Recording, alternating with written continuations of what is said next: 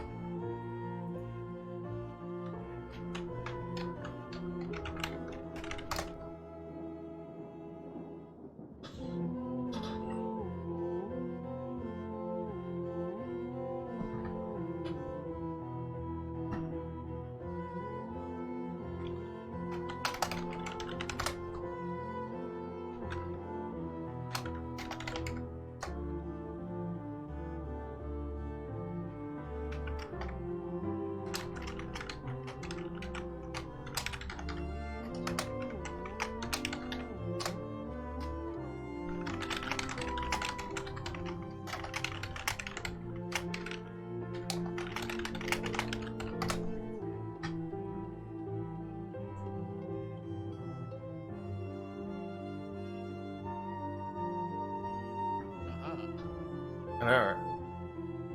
Yep. So, turn the music down a little bit so I can hear. Yeah, I know I won't get any copyright claims on my channel when it's my own music I'm playing. Oh, sweet. Though the very first part will probably have to cut since it's a remix I made of the song of Healing from... Yeah, I, was like, I recognize the song. I was like, oh, yeah. maybe not this song. Let me skip this one. That's not what I want either. Nope. Nope. Nope. Oh my god. Bye. I'm alive. Like I was on a shuffle, but Yeah. it's not actually shuffling. Okay, I'm just gonna make it play. Nope, not that one.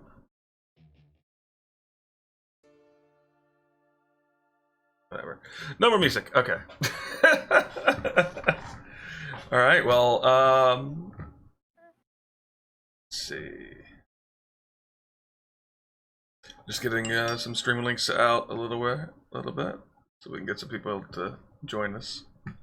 Oh, probably should let the gang know, Smitty. Say what? I said we should probably let the gang know. Oh, yeah.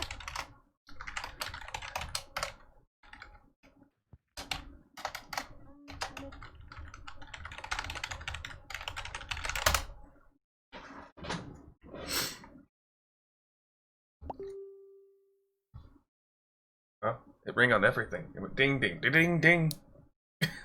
Let's mute that thing. Alrighty. So I guess I'll switch this over to my ding, ding. So, just so the viewers know, I don't have any fancy maps or anything because I didn't have the money to buy the map making tool right now.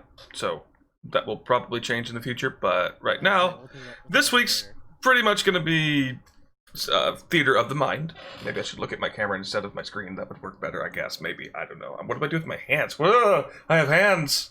Where did I get hands? Anyway, so it is 3 o'clock. Do we have everybody? Or are we still waiting on... Yep, we have everybody. So, welcome to the first session of the Royal Bahamut Academy of War campaign.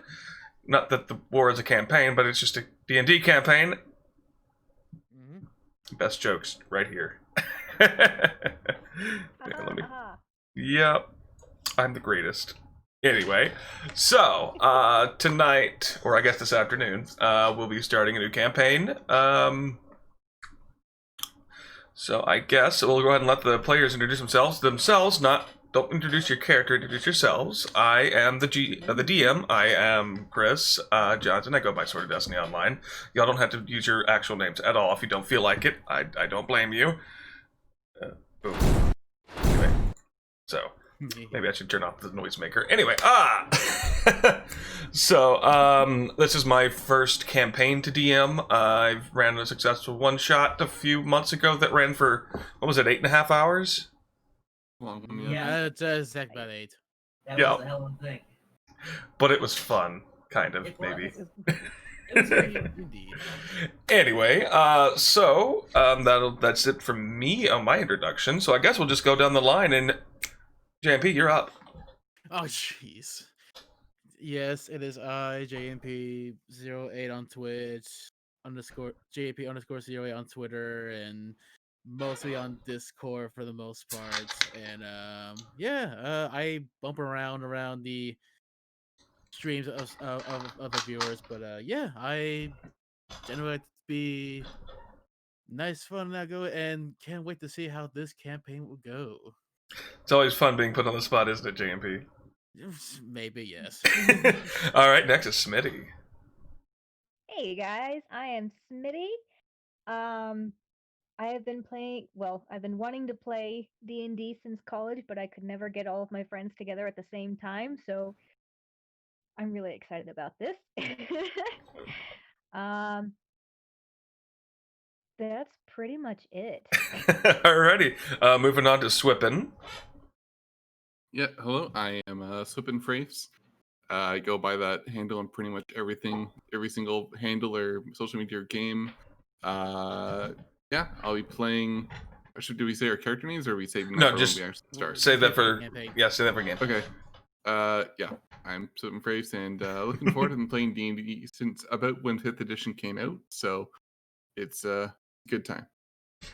And just a note for the viewers, you may hear me referring to Swippin on a couple on rules questions occasionally, since Swippin is a bit more of a more experienced DM than I am, so I may defer to him in a couple situations. I may defer to viewers. One rule for everybody, which Swippin never does this, but just in case viewers, I'm learning to be a better DM. Please don't rules lawyer me. This is a collaborative storytelling medium, in my opinion, not a you didn't step 2 feet to the left and, do your kips right. I don't know, Anyway, so narrative first. Anyway, Uber. Hi, yeah, I am Uberfish, also Ryan.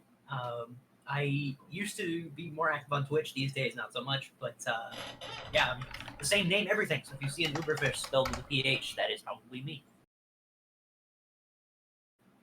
Alrighty, so I guess we can get into the campaign. Let's get started. I am nervous and excited and gonna collapse. I don't know. All these Just words. breathe in and out, it's fine. So, You guys are together. and I'm pretty sure I'm gonna mispronounce the German that I wrote myself that I meant to ask a voice actor friend of mine who's German how to pronounce, and I totally forgot. So, anyway. So Google Translate for it. Just plug it in there real fast. Oh God. I'm gonna try my best. I haven't quite figured out Luca's accent yet, because he Er- grew up surrounded by different accents, so I'm probably going to play with it throughout the campaign until I figure it out. Works for me. I will never probably be consistent on my accent, so we'll find out. Anyway, and some of us may be using character voices, some may not. It's really up to the player. Smitty's an established actor. I've got some acting skills in that I killed one of my best friends in a movie. Anyway, it was a small part. I elbowed him in the face, and he ran into the car. Vehicular manslaughter, whatever. I was a demon, whatever. Anyway, so let us begin. Hey, only 5 minutes of intro. That's not bad. All right. As we begin our tale, all of you, using various means, have made your way to the tiny village of Firprame during the last weekend of Zasur, eagerly waiting to start your education at the esteemed Royal Bahamut Academy of War. Your heads full of imagined magic, adventure, and glory. Per your acceptance letters, all first-year students are waiting in the town square, nervously looking at their excited upperclassmen. At around 15 minutes before 7 a.m., you all hear the rumbling of many horse-drawn carriages. You look towards the edge of town and see 5 ornate carriages, each being pulled by 2 majestic steeds, manes billowing in the wind. Much like my hair sometimes. I don't know. Anyway, so before the campaign started, I had all of our all of our players roll a d20 and give me a letter. Now, this basically means which carriage they're in. So, and this also will, as I'm going to call your actual name, I want you to introduce your character description, not the characters' names, since you haven't introduced yourselves to each other yet. But just give a brief description of your, the physical description of your character. So starting with Uber, who's getting into carriage carriage D, the 4th one, anyway. See, we used all but the 2nd and 5th carriage. Oh, nice. Yeah. So, who do we see climbing into a carriage? How do we see it? What do they look like? Okay, so you see a fairly tall, fairly slight dragonborn girl. I'd say she's emerging from the crowd, but she's not, because it'd probably be a very large circle where no one's standing, but there's also a massive wolf spider beside her. And she very tentatively walks up and gets into the carriage and then holds the door open for her spider to climb in as well. And I'm sure some people are now eyeing this carriage very warily because they have to get into that as well. But she's a swamp dragonborn, so she looks kind of like a boa constrictor or an anaconda. She's got that kind of mottled brown coloring, frills instead of the usual spikes.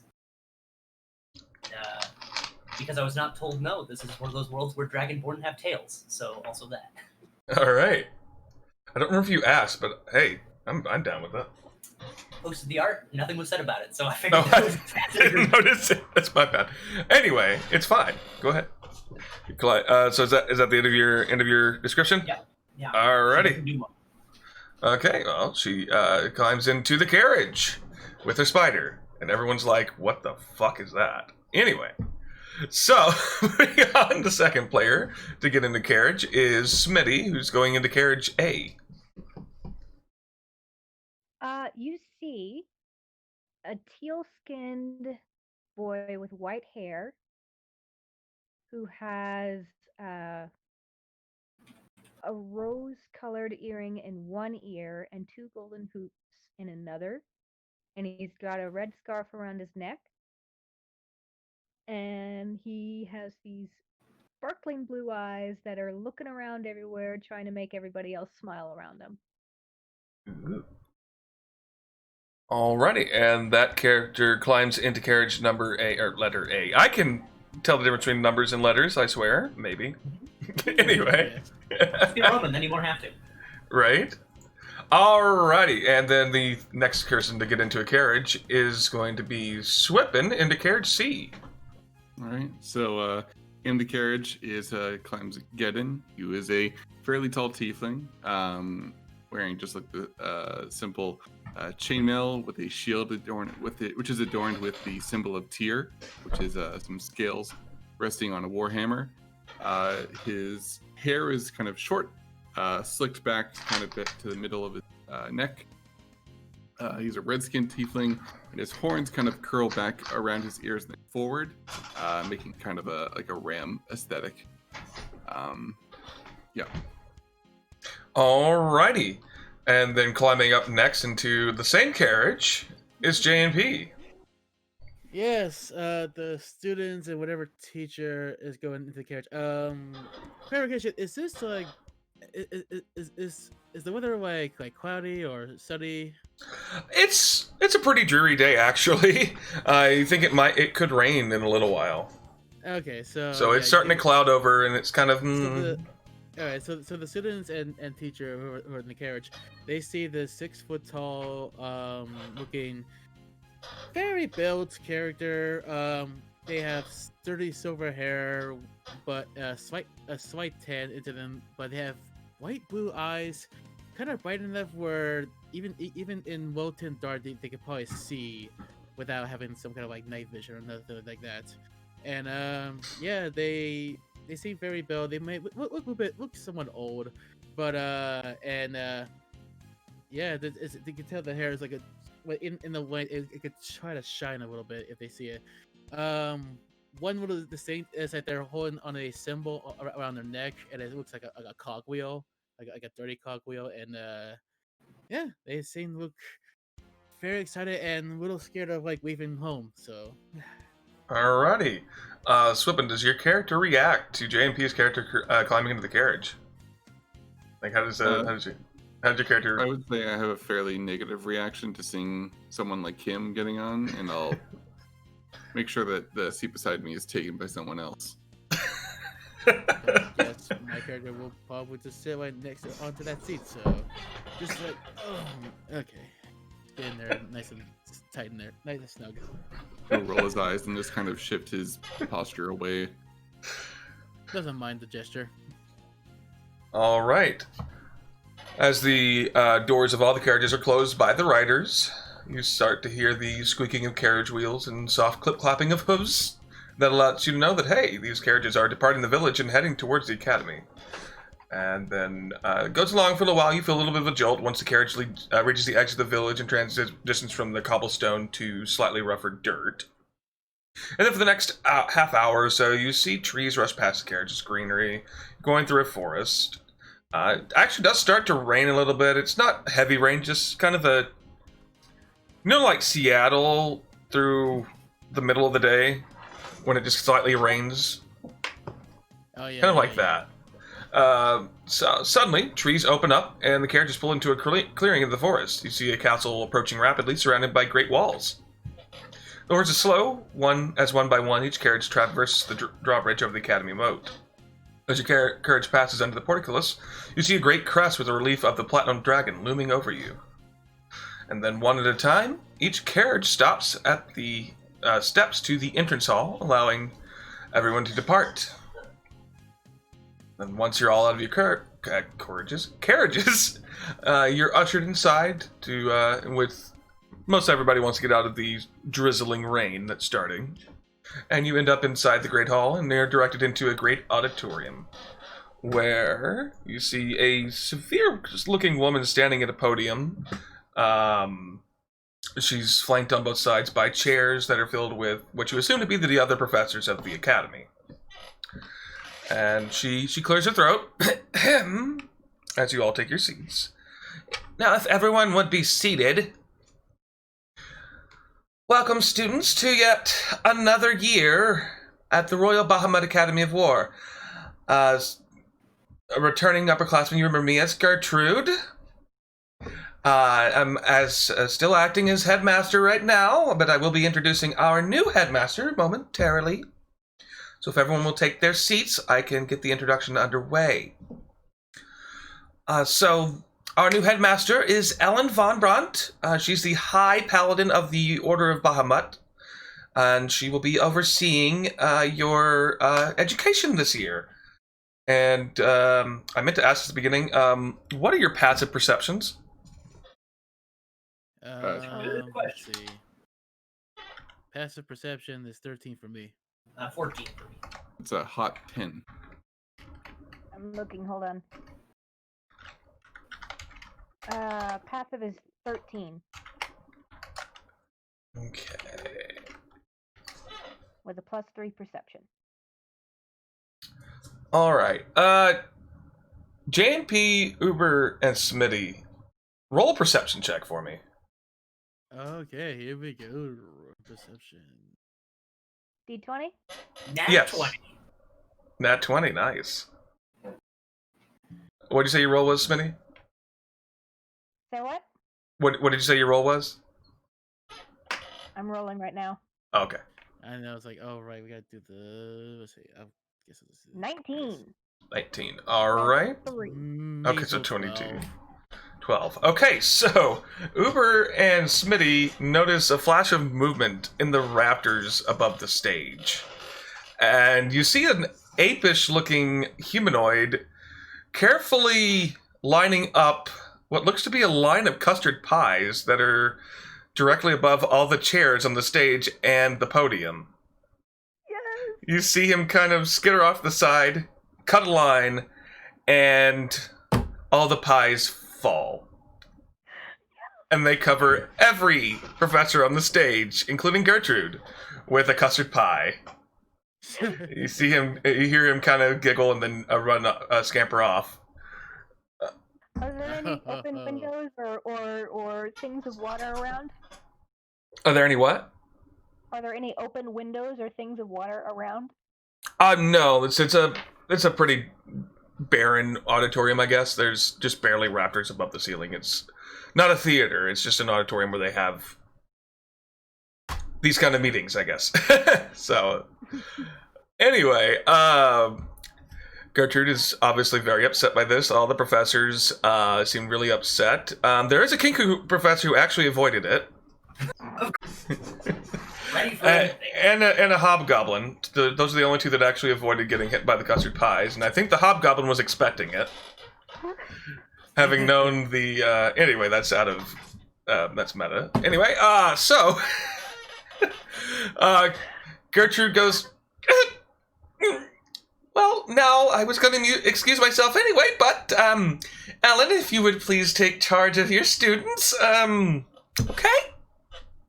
And you see Gertrude leave the stage and go into a back room as, coming from the side of the stage, laughing, is a... Oh, where did I put her description? A broad human paladin. She's roughly 6 feet tall. Full plate mail, even though she's in no danger, she's still wearing the plate mail. Kind of just strides powerfully onto the stage. I mean, you look at this woman and you realize she is very confident in absolutely everything everything she does. But she is chuckling to herself as she walks up to the podium and kind of knocks some custard off of it to place her notes. Well, welcome, students. Thankfully that wasn't done by any of you. I see a couple of you actually noticed it around the same time I did. Well, hopefully our school year is this exciting every day. Maybe. I don't know. Anyway, I am Ellen von Brunt, High Paladin of the Order of Bahamut. And I do have a few announcements to make outside of the fact that I am now your headmaster for the year. We actually will be renaming the school. The Order has determined that we no longer really need to prepare soldiers for war, so apologies to any upperclassmen that are understandably upset or their parents who... Anyway, what parents are annoying? Anyway, we are now the Bahamut Royal Academy of Adventure. Luca likes this woman already. I wonder if we accidentally have a child as a headmaster. Well, she's an adult. She's an adult. She is a full adult. She just doesn't really care for nobles, which most of the parents of the upperclassmen are nobles, so she doesn't really care for them. That's a little outside that I should have had y'all roll an insight on, but anyway, whatever. Anyway, she starts talking about how things are going to change this year. The classes are no longer going to be just kind of the student is being taught by the teacher that is adept in their skill. Instead, each class has a homeroom teacher who is a former adventurer with the famed adventuring group Strong Yes. They weren't that good at naming things, but they called themselves Strong Yes. If any of you are proficient in history, go ahead and roll a history check for me. Proficient in history, you say? Oh, I do. I have proficiency. Okay. 12 plus 2, that is 14. 14. Okay. Anyone else? I have a +1 in history. Hold on, let me... Oh, do you have a circle in the dot? Is there a dot next to to history on the skills tab? No. Okay, so you're not proficient. So J&P, your character recalls that Strong Yes were a very famous adventuring party that were famous for taking down an ancient red dragon. That's all you really remember? You just remember they were pretty damn cool. So you're pretty. So you're if your character's excited about that, that's cool.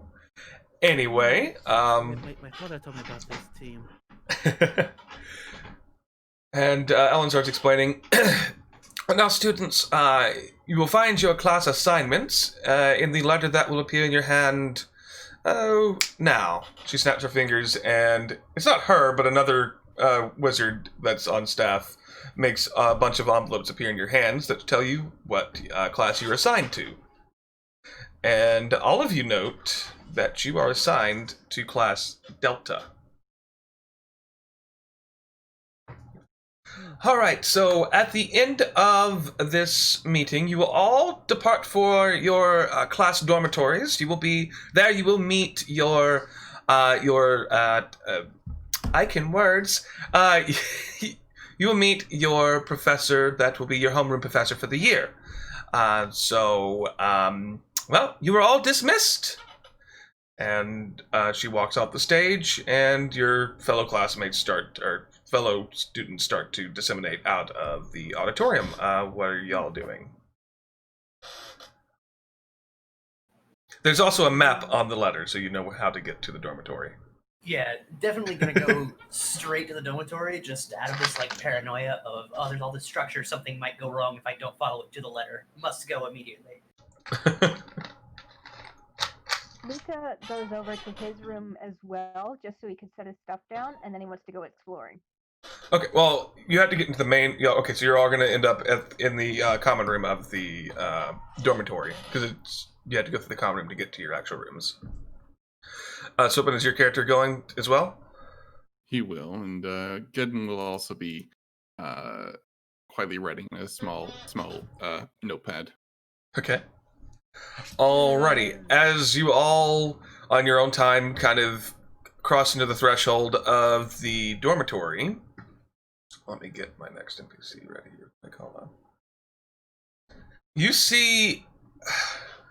First, you smell liquor, and you notice a towering half-orc sitting on a coffee table that is slightly straining under the weight of this half-orc.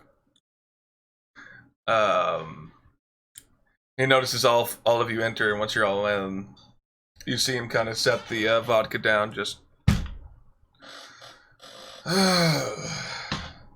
My name Vintuk. I'll be your homeroom professor for this year, semester, whatever they do here. We have basing going on. It's kind of nice. Sorry, I live on a corner, so sometimes there's basing that goes on. Anyway, I am a fighter from the party that you might know as Strong Yes. And I, as I said, will be your homeroom professor for Class Delta this year, which is what you've all been assigned to. It looks like we're missing one person. I'm not sure if they're sick or if we're getting a replace. We'll find this out, whatever. Anyway, it takes another couple swigs of vodka. So you will be best class in grade because we cannot lose to Class Charlie, which is run by Hilda. Question for the DM. Yes. Are we currently in our armor, or are we switched into is there like a uniform that we're all wearing? I'd say you're all in your armor, just because. Well, whatever you think you'd be wearing for travel, you're wearing traveling clothes. Okay. So, or if you travel in your armor, that's a choice. You know, it depends on how dangerous you're. Clank. Right. So. I guess Luca, for this purpose, yeah, I'd be traveling clothes, yeah. Luca raises his hand. Yes, Blue Child. You said that we were going to win. Does that mean this is a competition? No, you just may. Their class cannot outperform you in academics, or else. Because I won't lose to Brunhilde. Is anyone proficient in insight? I do. I am. Okay, roll an insight check on that. Yeah, even with proficiency, that's a mighty 9. A natural one with a proficiency and a +3, so I got a 4. Ooh. So, were you proficient? No. I'm not. Yeah. Okay. Okay, Just the two so of us. none of y'all really read why he's so adamant on beating Brunhilde's class, Charlie. And we're making a competition. I suppose that would work. I just don't. Anyway. So, I will be treating you like real adventurers, so, you may put your stuff in your room, but, prepare to sleep outside tonight. Outside, sir? Yes, because in your adventures, you will have to camp outside, and I want to make sure that you're not going to die from camping outside. Libby In the like leg. Sure. physically relaxes from hearing this. So, you will make sure that you keep each other safe overnight, and if I'm able to sneak up on your group without you being alerted, you fail. It's not like a class. It's not like I'm going to fail you out of the class, but you need to pass this or else. It seems like more of a test then. Now you all will. You will also all have your own responsibilities about your dormitory, just like you would in an adventuring party. Some people are better at cooking. Some people are better at looking out. Some people are better at picking their nose. I don't know. Whatever the fuck. Anyway, you also realize that he talks slightly vulgar. He uses a lot of vulgar language, so an F-bomb or two is not going to be surprising. Of course. Just remember, you're a student, so don't do anything stupid. But sometimes you can only learn from being stupid. I know that makes no sense. Anyway. So, you can put your stuff down, but make sure you're back here by 8 o'clock so we can get the camping going. And with that, you are free to introduce yourselves to each other. Wait, before you go, I'm stupid. Introduce yourselves to each other. I did all the talking. Now you talk. Blue boy, go first.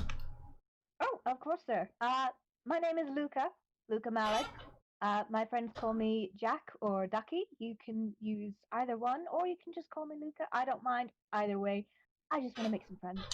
My characters raises their eyebrow as they hear their name. Which name? The real one? The character name. Okay. Luca. No, that's what I meant. The actual character name or the two nicknames. What I meant right now is what's Thank you. He kind of half-heartedly claps and goes, "Thank you, Luca. You dragon person, you go." Immediately like shrinks away when she's addressed, but Letty just goes, yes, I'm Letty Holtzman. This here's Lycan, my friend. She pets the spider's head, and he Jesus fuck spiders! That stays outside. That the spider stays outside. I'm sorry.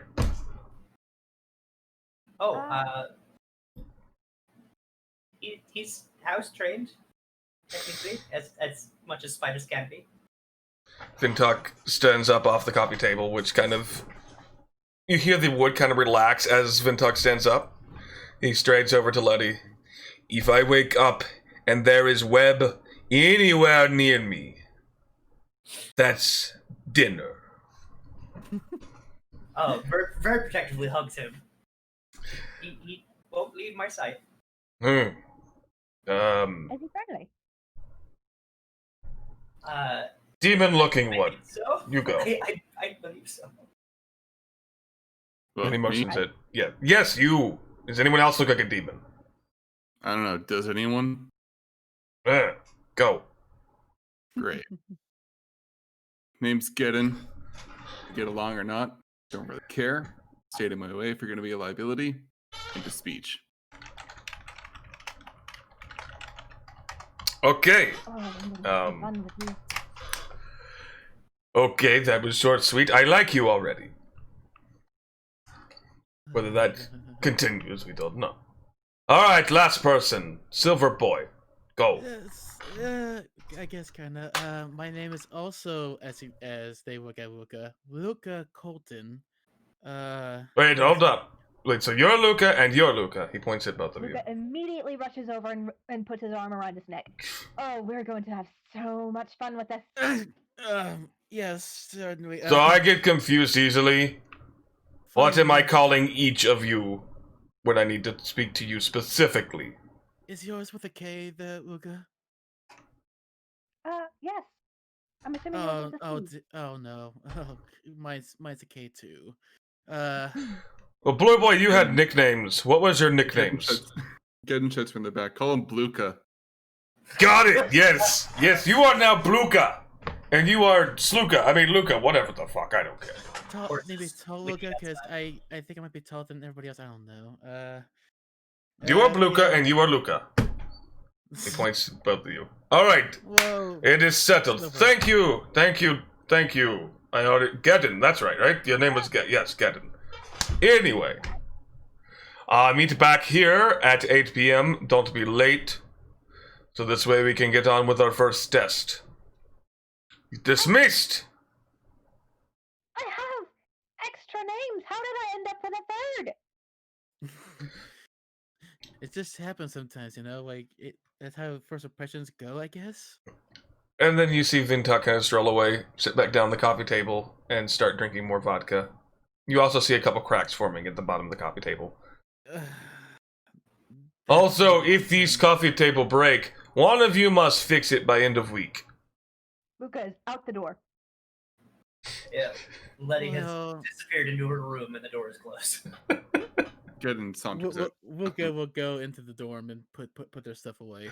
Okay, so what are y'all gonna do until 8 o'clock? I'd say y'all have about, I don't know, 2 or 3 hours? Luca's gonna explore and look around for any ponds or fountains in the area. Okay,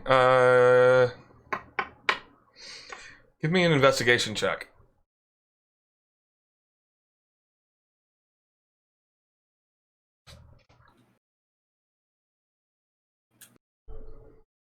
That is 14.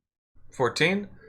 It takes you a little while, but you do discover the gigantic fountain that's right at the entrance of the, well, entrance hall. It's, you know, you have the sort of cobblestone road that goes up to the entrance hall that kind of circles around it and goes back out the front of the gate. And then you also realize that there's a lake on the eastern side of campus. Yeah. Okay. Anybody else? Luca will probably explore the east side of the castle, basically looking for like the classrooms, specifically maybe like one with the forge area. You get to the eastern side of the campus and realize that it's kind of more for. That's where all the because that's where the lake is, and that's where a lot of the open fields are. So that's going to be more of the outdoor classes. If you're specifically looking for where there might be forging, do roll an investigation check for me. Investigation. Let's see, that's a good 0. So good old 13. 13. It takes you almost the entirety of the time, but you do find where the armor smithy is, and in fact, you hear smithing going on. Do you go and look inside? Yeah, I'll look inside and see who's forging. You see a very annoyed-looking Gertrude. Of course, you don't know her name. Well, no, she introduced herself, so you know her name. Yes. Working on some armor. Do you interrupt her, or do you just leave? That's some good fine craftsman you're going over there. I'm assuming professor of this area. You see her jump, not expecting that someone would be walking into her forge the literal first night of. You have a nice eye for craftsmanship. Were you wanting to Yes. learn about forging armor? Maybe once the school year starts up, I'm thinking about maybe getting some little bit of expertise from my father's side, I guess. Okay, well, I will begin classes probably the 3rd or 4th week. You see that the severe edge she had at the assembly is gone because someone actually appreciated the work she did. Mm-hmm. I'm sorry. What was your name? Oh, I'm sorry. My name is Luca. I'm from the second floor side of the dormitory. Oh, which class are you in? I'm assuming first year since I don't recognize you. Delta. Delta. Oh, you're with Vintok. Sorry about that one. He's rough, but he's rough, but he knows what he's doing, and I'm sure he will turn you into a great class. Oh, don't Anyway. worry. I know that one of my parents definitely judged on the job sometimes, so I understand how it works. Okay, well, Kiln is still running, so I do need to finish this piece, if you don't mind. Oh yes, apologize. I just want to take a look at the area, so that's fine. Okay. Don't stay out too late. Of course not. And like looks at one of the forges holding on the symbol, and then just leaves the area. Okay. Anybody else? Yeah, Letty is gonna walk the campus and try to like commit everything to memory as if she were getting a lay of the land, but it's weird because there's buildings everywhere. Okay. I guess in this case, to see how well you do that or how long it takes you, roll a survival check for me. It's not that much to it. That's a 17. Okay, you have a pretty good mental map of the entire campus. Especially where the best places for the spider to hide to be. Or where the spider and you could hide. Yes, that is a consideration. All right. Swoopin, is your character doing anything outside of brooding? Yes, he will finish writing the letter he started. Find, is there an equivalent of a post office or perhaps a messenger on campus? Give me an investigation check. Yeah, okay. Since you're still learning where everything is on campus. That reminds me, if I may, I'd like to write a letter to That's my a dad. big as well. old 6. It takes you pretty much the entirety of the 3 hours, but you eventually speak to a couple of upperclassmen that actually will give you the time of day, and they direct you to a small little cubicle in the entrance hall that is used for student post. Gotcha. I will. It also costs you 6 copper to send it. Oh, no problem. I will submit. Do we have money? I started with 10 gold, but does that count? Yeah, that'll work. Yeah. Okay. So I will put in 6 copper. Yes, it's not expensive. It'll be like, yes, it takes 17 gold to send a letter. I'll submit the 6 copper and drop off my letter. Okay. And, if I had more time, I would have gone to the kitchen to cook some stuff, but I suppose I don't. So no. I'll run back to grab my equipment. All right. As you go ahead. I kind of forgot about that as well, but I'd like to go and write a letter to my dad as well. Okay. See if I have any cash. It should be in your starting equipment. Yeah, it generally defaults you to 10 gold when you make a new character. There it is. I got it. Okay. Yeah, I got it now. So I think you spent about 30 minutes looking for the fountain. Well, I think it was about 2 hours to look for the fountain. So do me a favor and do another investigation check. Okay. Or actually, how overt were you about taking the? You were asking a lot of people about the letter thing, Gavin. So, do me a favor. Actually, do a perception check, Smithy. God, I love you. Okay, perception is a lot better. Okay, what is it? Did you roll a? I rolled another 1 with a +3 perception, so I got a 4. Okay. You kept looking around to see if anyone is carrying letters, and I guess these students just don't write letters, because you don't see anybody walking around with an envelope or parchment or anything. You just see them kind of staring at you because you're staring at them, and then you realize that you have to be back at the dorm. I will tuck my letter away somewhere safe in my possession so that it doesn't get wet. Okay. All right. So as you all meet back up at the outside the dormitory, you see that Vintok is there waiting for you with his he has 2 axes at his side, so he's kind of using one as a cane. It's petered out. It's not raining anymore. It never really got to a heavy rain. It just was real heavy drizzle, heavy rain, heavy mist type of thing. Just dreary. Like I said, it's like Seattle in the middle of the day. But it kind of cleared up a little bit. Where it's still cloudy. It's still cloudy and dreary, but it's not raining. Yeah. Uh, Lucas getcha. smile dims a little bit. okay. And so, welcome back, students. I guess you're close enough to being on time. So tonight, what will happen? For now, you're going to do evening duties, whether that's cooking, cleaning, whatever the fuck, I don't care. And then once you finish those, you will camp outside tonight. And we'll be on the grounds of the dorm, so it won't. I mean, there might be a wild wolf occasionally, maybe. We will start safe here, and then expand to more. Well, we might end up next in pretty deep in the forest at some point. But we won't do this every night. Probably like a once a week, once a month thing. I don't know. Anyway, whoever's cooking, make it good. Luca Boy, raises his hand. it's- I can do it. Yes, a bit Bluka. of cooking. You said you're going to cook. I mean, this is something you decide amongst yourselves, not me. I just want you to make me a plate because I have that power. So you all talk amongst yourselves. Whether you have 2 people cooking, I don't give a fuck. I Take a swig of vodka. I am good at cooking, I guess. Great, we can work together then. I can set up the tent then, I guess. Okay, so you all go. Go ahead. One, How I can- far away are we from the lake? You're basically in the backyard of the dorm, like the Which is back how far courtyard. away from the lake? From the lake, it's on the other side of campus. Like we're talking, yeah. The dorms are on the western side.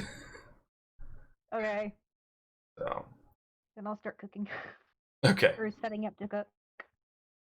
all right. Letty will help with the tent because she does not trust. the Okay. others. So you all go about your nightly duties, and then it comes time to bed down for the night. Let's see. While we're cooking, I'm trying. I'm cooking with Geddon, right? Yes. I would like to start a conversation. Okay. Let's see how this conversation goes. Dun, dun, dun. So look, you want to add the spices before you put in the butter. But the butter is basically as spice as it is.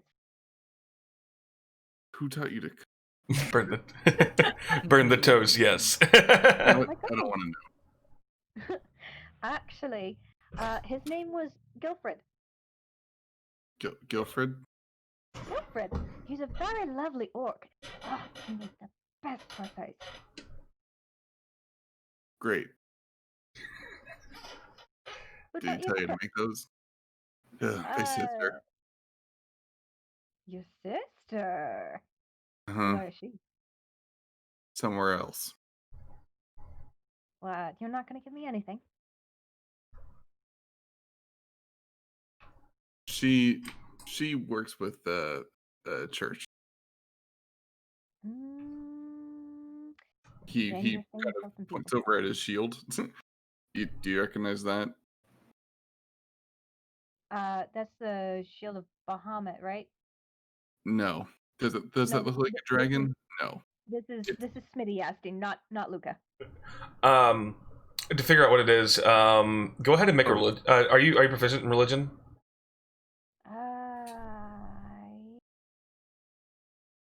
Surgical. No, I am not. Okay. So since you're not studying religion, and it's not the symbol of Bahamut, you really don't know what it is. So If it's judging by her blank or his blank expression, I'll say it's Tyr, god of justice. You know. So you're a rule follower. Not exactly. Well, then explain it to me, because I honestly have no idea what's going on here. Let's just say I follow the rules as a survival tactic more than out of respect. So a rule follower. Sure.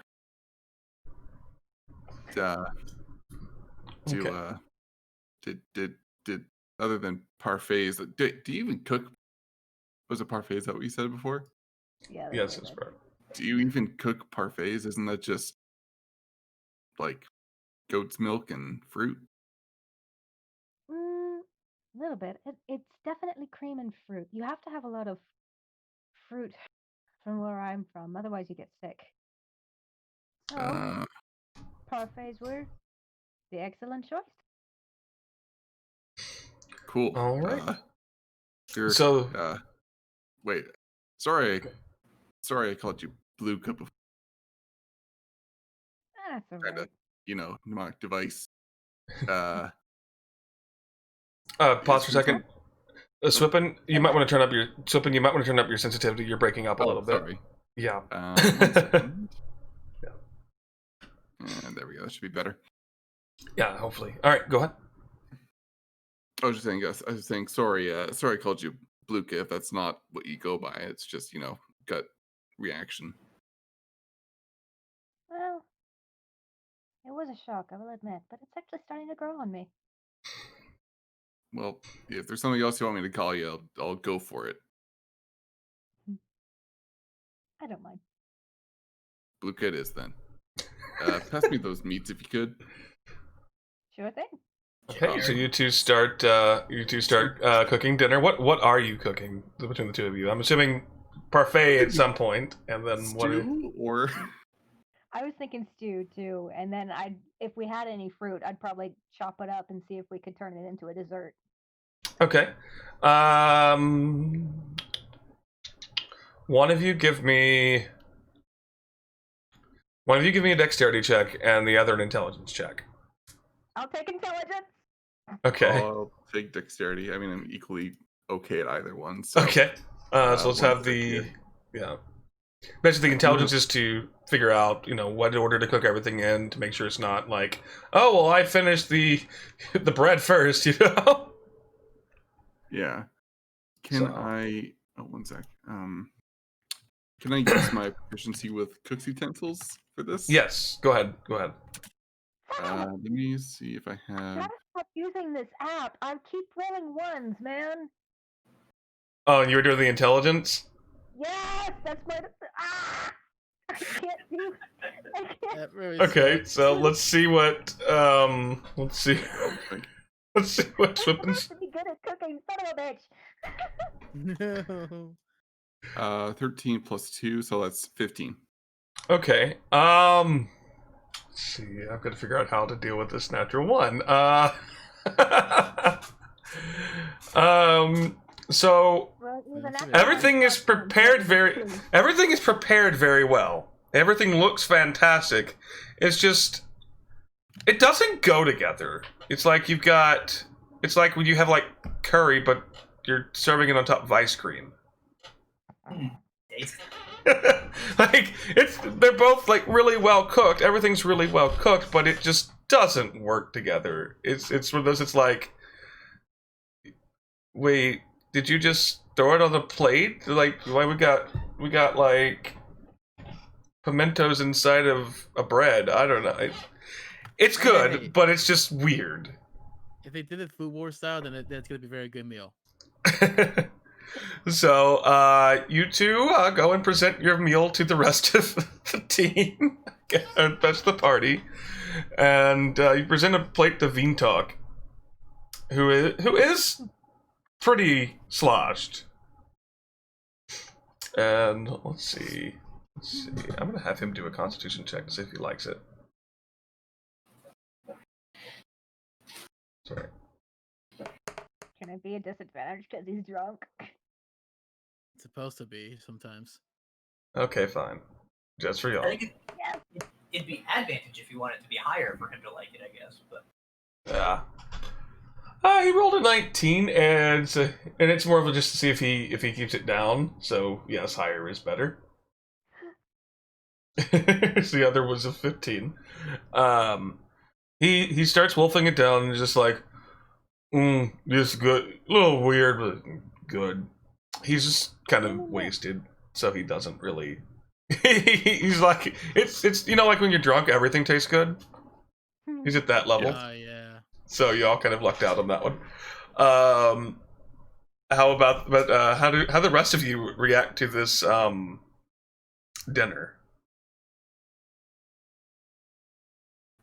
I would say okay, we'll probably get that first bite in and have that anime kind of like it's just like eyes wide open and like maybe some of the wind picks up and so like the hair is kind of flowing in the back. It's just like this is pretty nice. It's the texture is a little weird, but it's got a nice little flavor to it. It's definitely the weirdest dinner you've ever had. It's like someone put, I don't know, macaroni and cheese on top of snails. Thank Yeah. you. I'm not really used to using plates. We're used to using bowls, so having everything spread out is new for me. Well, at least it's all contained. Yeah, that's for sure. All right, and you all finish your dinner and set to bed down for the night. Set up your tents, bedrolls. Oh, Go ahead. Having heard that the instructor had said that he's going to try and sneak up on us, would have also attempted to put basically small twigs and sticks all around the campsite. Okay, as sort good to of know. an early warning system. Okay. Alrighty, so y'all bed down for the night, and Vintok kind of saunters off into the woods, giggling to himself. Luca's not ready for bed yet. He is keeping his eye out. Okay, so Luca's taking first watch. We're gonna have 3 total watches. Okay. 4 would be really weird, because I think we only have enough party members to really have one person do each watch, so. Right, yeah. Anyway, then for the first watch, give me a perception check.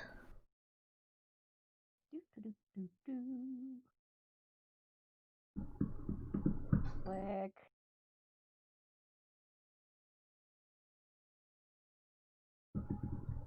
We have 11. 11, good to know. It's a pretty dark night. The clouds are still hanging around, so that blocks blocks pretty much the moon out. You finish your watch. Nothing really seems to happen, and it goes on to the next person. I can take next watch. Okay.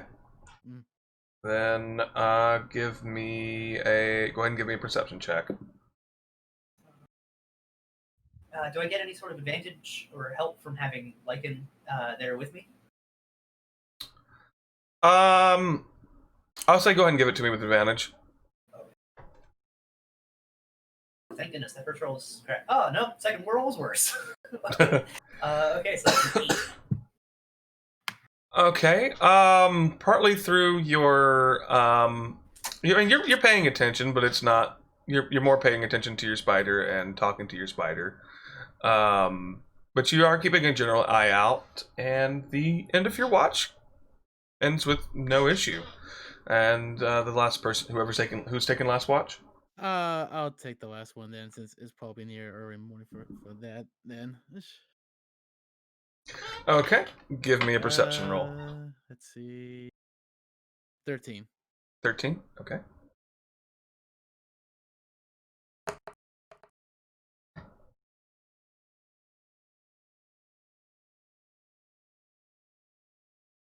Okay.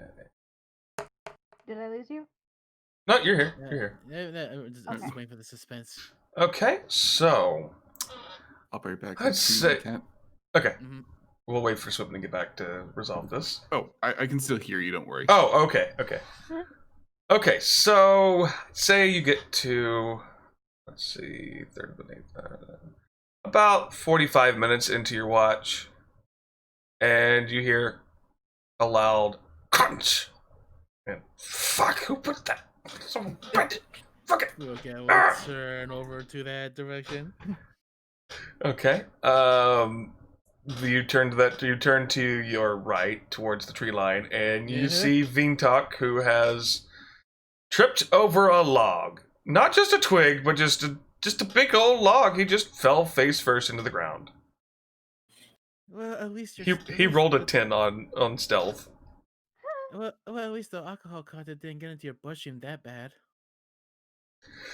Anyway, so you see so what are you doing? You see Vintok. What are you doing? Wait. So he stumbled. I guess we'll like get up and then like. I guess we're supposed to alert. I'm supposed to alert the team in case we see the professor. I don't know. This is your choice. What would you do if that was like a marauding orc or a marauding like I would don't cast light with inside the tent, it's like the main beam holding it up, and just basically like, everybody wake up. Right. So is the light inside the tent or outside the tent? I cast light inside the tent. Okay. Oh, So the rest of you, well, you have a tent out in the open. That's But right, if you were we talked sleep- about this. Yeah, but if you're deciding to sleep outside the tent on the ground, that is your character's prerogative. Still, we'll give a loud. Everybody wake up. Okay, so those of you that are in the tent, there's a sudden, just blinding light above your faces, and anyone who's sleeping outside is woken up to shouting. Ugh, seriously? You can't- Professor is stumble over a log. Okay, so what do y'all do? So you see him you see Vintok starting to get back up. What are y'all doing? I'm attacking. Okay. All right. Give me Supposed to an, do that? all right. Give me an attack roll. Come on, give me something good. Please give me something good. Let's do Ray of Frost. Oh, shit, you're casting a spell at him? I thought you were gonna like try and punch him or grapple him or something.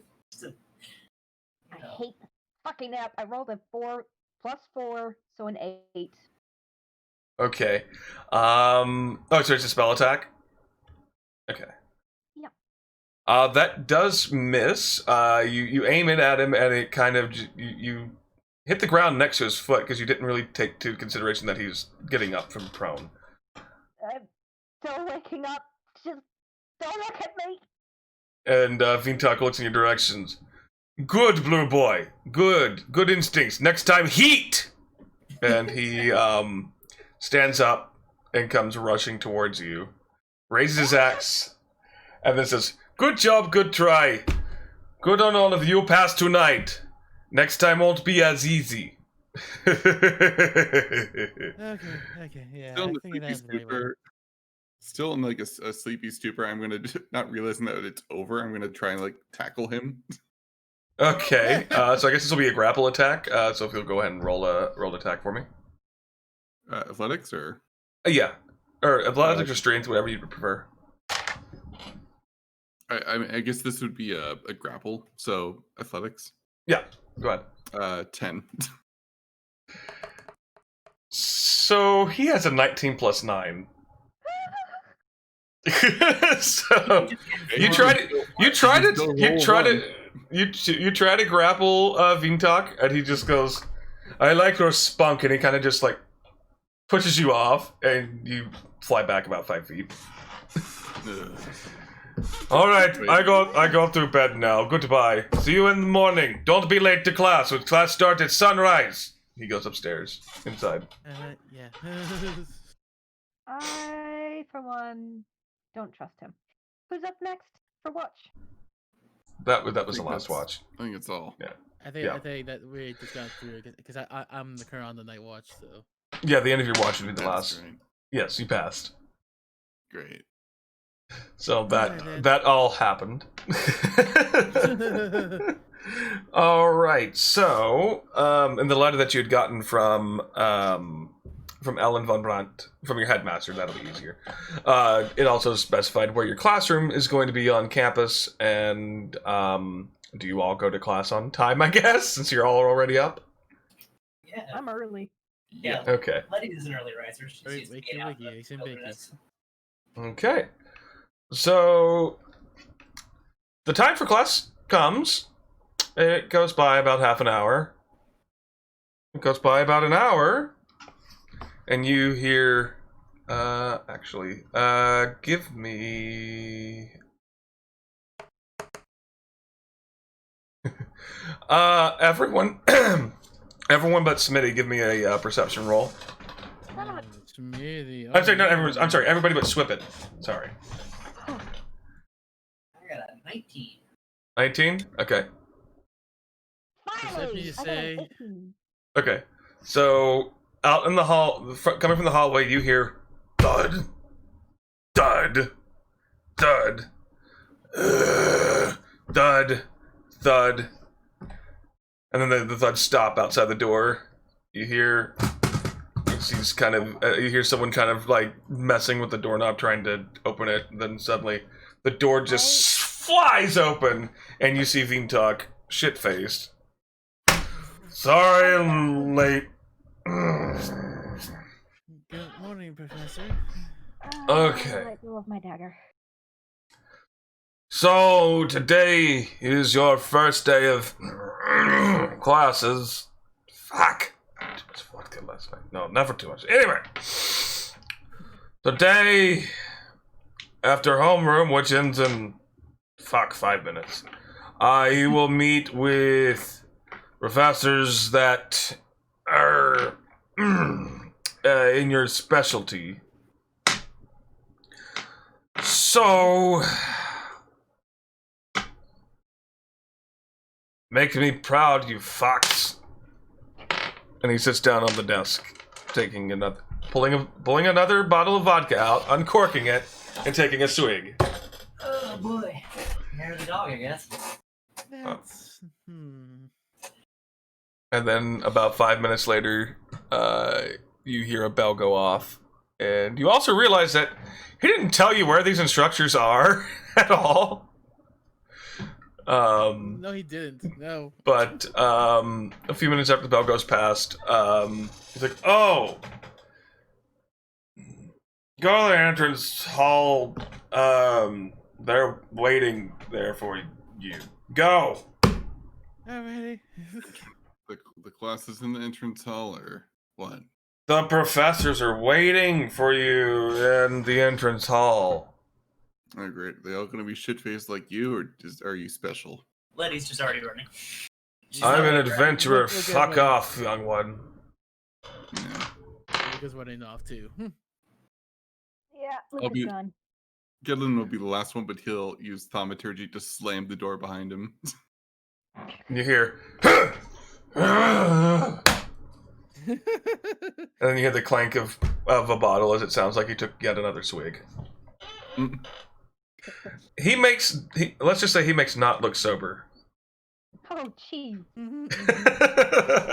Anyway, so you all make your way to the entrance hall where you see several professors standing around.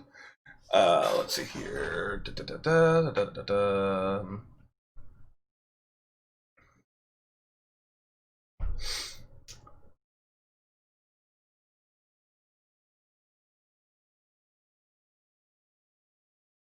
So you see one elf cleric looking, he's an elf standing in the entranceway.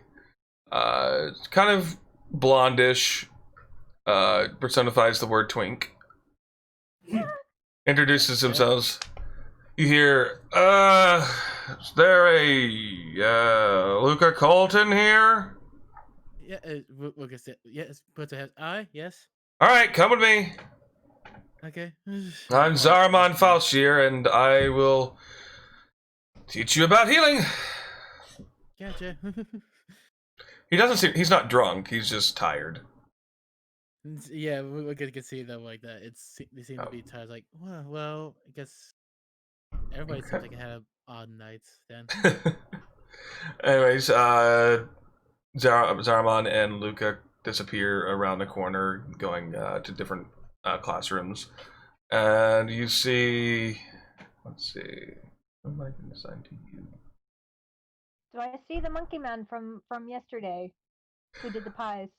No, you don't. Damn it! About that time, though, you do know that there is a cafeteria on campus, and that's where you're going to eat lunch. And you do hear some yelling from the cafeteria. And you see and of course, unfortunately, Luca Colton doesn't see this.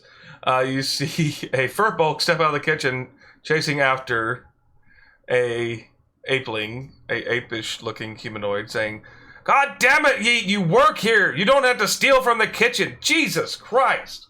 You can just ask."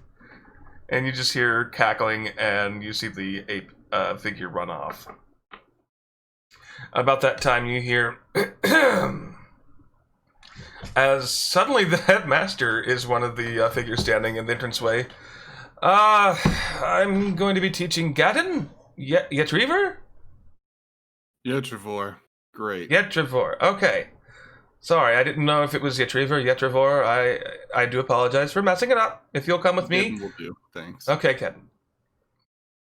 Well, it's a little too informal for me. You will be Mr. Yetrivor. Follow me. And Lead the way, lady. She kind of clears her throat, and y'all walk out to the front lawn of the entrance hall. So,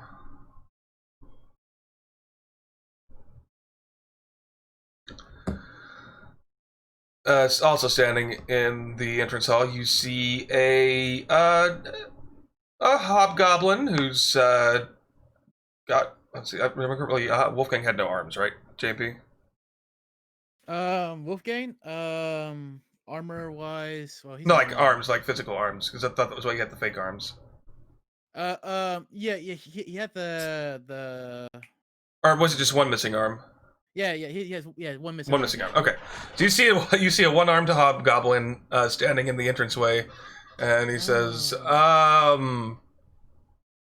well, I guess at this point it's just Letty and Luca. Or Bluka. Yeah, I'm gonna get smacked for that later this week. Oh jeez, my two characters. Oh boy. Anyway, I'm looking for.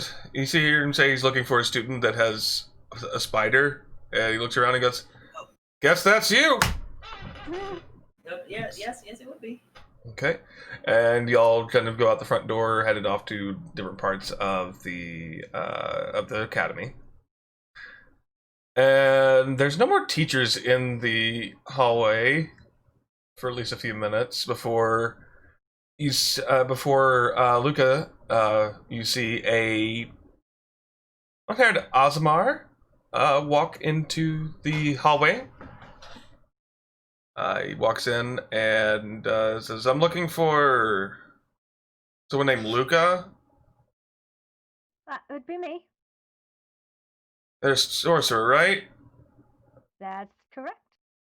Well, I'm a warlock. It's not exactly the same thing, but all of our sorcerers are wild magic, and figured you might like something a little different. I'll take it. Okay, follow me, and he leads you into a side chamber. Okay, so throughout the course of the day, well, of course, the morning, you are taught by your professors, and let's go ahead and, is this, an achievement, we're going to go ahead and go to level 2, especially since you passed the test last night. So if you'll go ahead and get ready for level 2.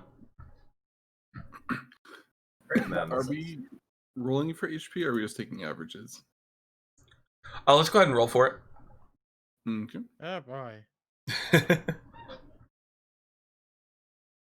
So go ahead and do your rolls and put them into D&D Beyond. I gotta figure out how this works. I believe it's is it your Constitution modifier? I think it's like one. It should tell you when you click my manage HP. It's a hit die plus The Constitution D8. modifier. Yep. So do I roll? It says 2d10, but that's just because I'm level 2, right? It's still 1d10. Yeah. It's telling you what it would be if you were to start at that level. So it would be that. It's just 1d10 plus. Is there a dice roller in the Discord channel? Oh, 7. The bot should still be there. So yeah, go ahead and put it into your character on D&D Beyond and. All right, explain it to me like I'm 5. The 9 plus 7. do I just edit my character? Click manage HP. Oh yeah, you'll go edit character. That'll take you to Yeah. the class. You go to level 2 and then manage HP. It'll try to automatically give you the average, but you can override that. Yeah. Sweet. Okay then. That's it. Anything else?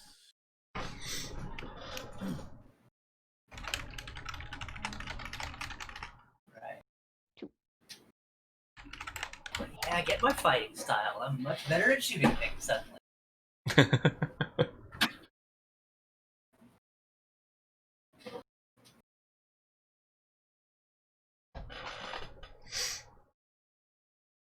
Okay, and for a little bit of flavor while y'all are doing that, after your classes with those professors in for the day, you end up having lunch in the cafeteria. Do y'all sit together, sit away from each other? I'll be sure to take a seat next to Bluka. Yeah, Letty would also go towards Luca. She seems to be the most level-headed of the group. Just to clarify, I believe Luca is male. Oh, right. Sorry. Okay, we'll sit next with the crew. So I will ask if I can feed Lycan some scraps. Do you let Bluka feed Lycan some scraps? I've not thought about the logistics of how a giant spider eats, but yes, absolutely. Look at a new friend! Okay, so you hand the scraps to the giant spider, and you just hear, and he, He's very happy. I love him. Uber, can you give me a perception check? Okay. No, it's not terrible. 16. Okay. In the chatter of students around you, you hear one very excited human male just saying, "Hey, you got to go to the theater in town sometime and see their play. It's about this guy and his son. See, I got this really cool line. It's I'm not single. I'm available. It's the character's it's a character in this play I saw about the dad. So he's the son. The dad is he sells lamp oil and lamp oil accessories. The play is Liege of the Mound. Oh my gosh, DM. Yeah, Letty would have started tuning it out about halfway through that sentence. Yeah, Anyway, so basically I just made King of the Hill canon to this campaign. Anyway. so much. Anyway, so the rest of lunch ends without issue. And you go back to your classes, and class just continues through the rest of the week.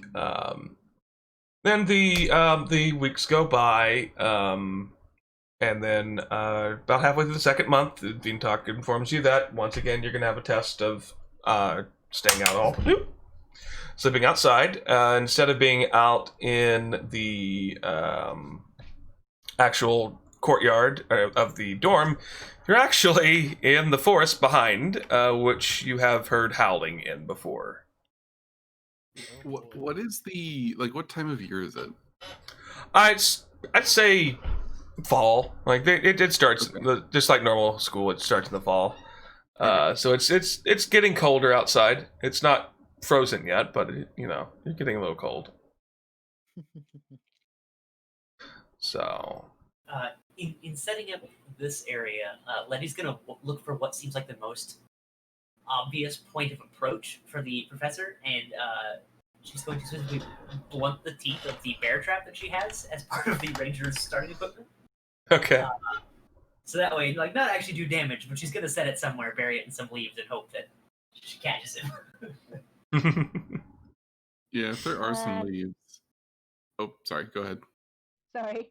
I've also got a bag of caltrops that I'm going to surround our tent with, our campsite with, and try and hide them underneath the leaves. Okay. Expecting that it's just going to be nighttime when he approaches again. Gen's going to just take his shovel and just dig some maybe half-foot holes in the ground around the perimeter. Okay. Alrighty. Well, once you've all finished setting up, let's see here. DM, how far away are we from a water source? I'll say you guys brought water with you from the dorm. The professor's not that much of an asshole. And we're not anywhere near like a fountain or the lake. No, you're in the forest, which is to the northwest of the campus, which I guess there's probably a creek running through the very middle of the forest, but y'all aren't near that. I figured it out. Okay. All right. So who's taking first watch? Let's see. I can take first watch. I don't mind. All right. Tally ho, Okay. bitches.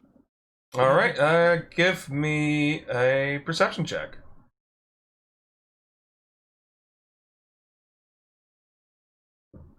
Oh, finally. 16.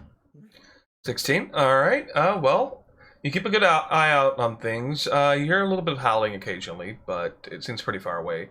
And your watch ends without issue. Who's taking the second watch? I can take second watch again. Alrighty. Letty will definitely be up in a tree with Lycan, since Okay. that's where he's supposed to be. That's where he sleeps normally. Okay. Oh, that's not too bad. Also a 16. Alrighty. Just a second here.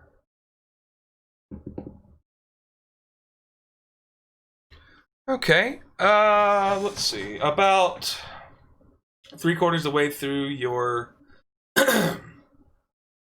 through your watch, you noticed the howling around the beginning, and Luca kind of pointed it out. But you noticed that the howling has largely gone silent, and it's sort of eerily quiet. Oh, no. When suddenly, about 3 feet to your left, you hear a very ear-piercing howl, signaling the start of an attack. I need everyone to roll initiative. Dun, dun, dun, dun. Oh, no. Get this party started. 18 is my initiative. 15 for Bluka.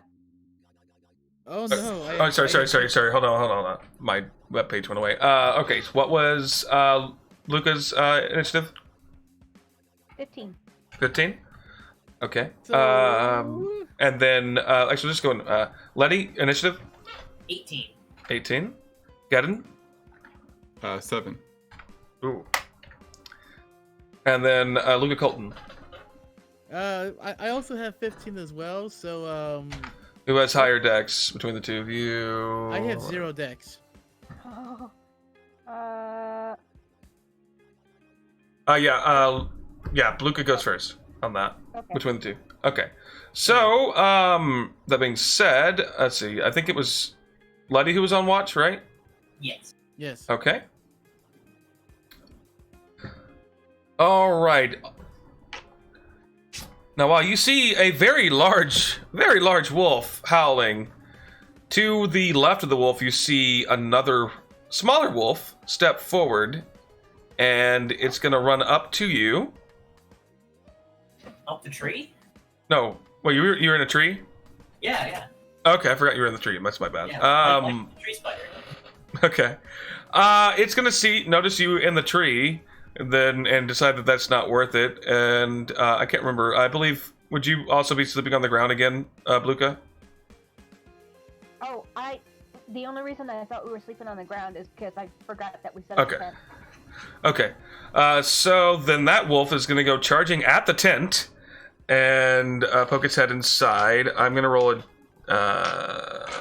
Let's see. There's 3 of you inside the tent. I'm gonna roll a d6, and 1 to 2, the wolf is going to attack Bluka. 3 to 4, it's going to attack Gadden, and then 5 to 6, it'll attack Luca Colton. Roll a 2, so it is attacking Bluka. Okay. So, Here we go. My armor class is 11.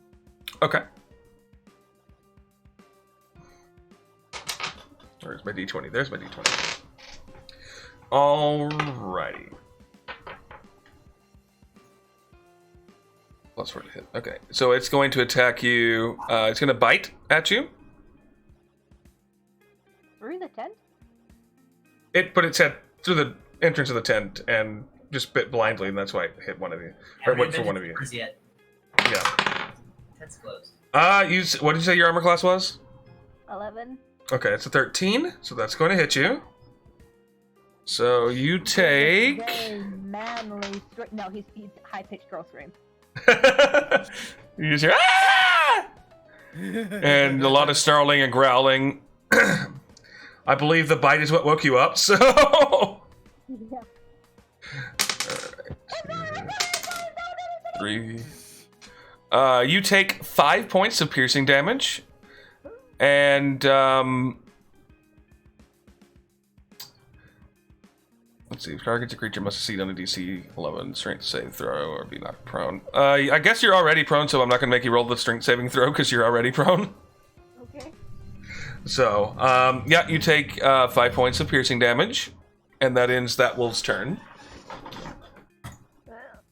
And, oh, I hate this thing sometimes. Give me all of your max HPs, I'm sorry.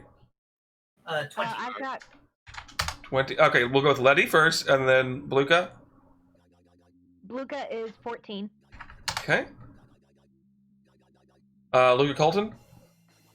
16. Okay. And Gedden. 22. Okay. How So quick you... did you end up with 22? I started with 12. I rolled an 8, and I have a +2 Constitution. He's a paladin. Yeah, paladins have great hit dice. I lucked out Okay. and maxed my roll, otherwise I wouldn't great either. Okay, That's a smug so- form of crewman. Alrighty, next up is Letty. Okay, first things first. Now that she's level 2, she has access to Hunter's Mark. Just gonna cast that on the big wolf. Yeah. On the big wolf, okay. Yep, and also motion to Lycan, who's gonna skitter deeper into the canopy because he's not actually a combat pet yet, so he's getting out of dodge. Okay. And we're gonna take a shot at the wolf. Okay, at the large wolf, okay. That is a 24. That hits, go ahead and roll damage. Right, here's this. Black, that's 4 plus, hang on, let me roll Hunter's Mark damage. Why did that roll 3d6? It may have done all of your stuff at once. Yeah, that's weird. I'll take just the first die of that. So that is 10 total damage. 10 damage, alrighty, and I forget, you shoot with an arrow, right? Or is... Yes. Okay. So you fire your arrow, and it embeds itself deep into the hunch of the wolf. It looks pretty damn pissed off about that, and really annoyed, and it definitely knows where you are. So that's gonna end your turn, or are you gonna do a bonus action? No, I'm gonna Or save move. the tree. Bonus action was already using Hunter's Mark, and so I'm just gonna. Oh, that's right, that's right. Okay, staying up in the tree. It is now the direwolf's turn. Oh no. It realizes that you're up in a goddamn tree, so it can't really do much about that. Actually, you know what? It's gonna try to climb the tree to get to you. So I'm gonna give it a strength check real quick.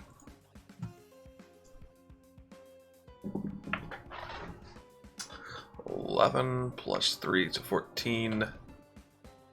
Okay, it gets about 2/3 up the tree before it ends up on just a small branch below you. Because you're pretty high up in the tree, I would imagine, right? Yeah, right around where the canopy starts. Okay. So it gets about 2/3 of the way towards you.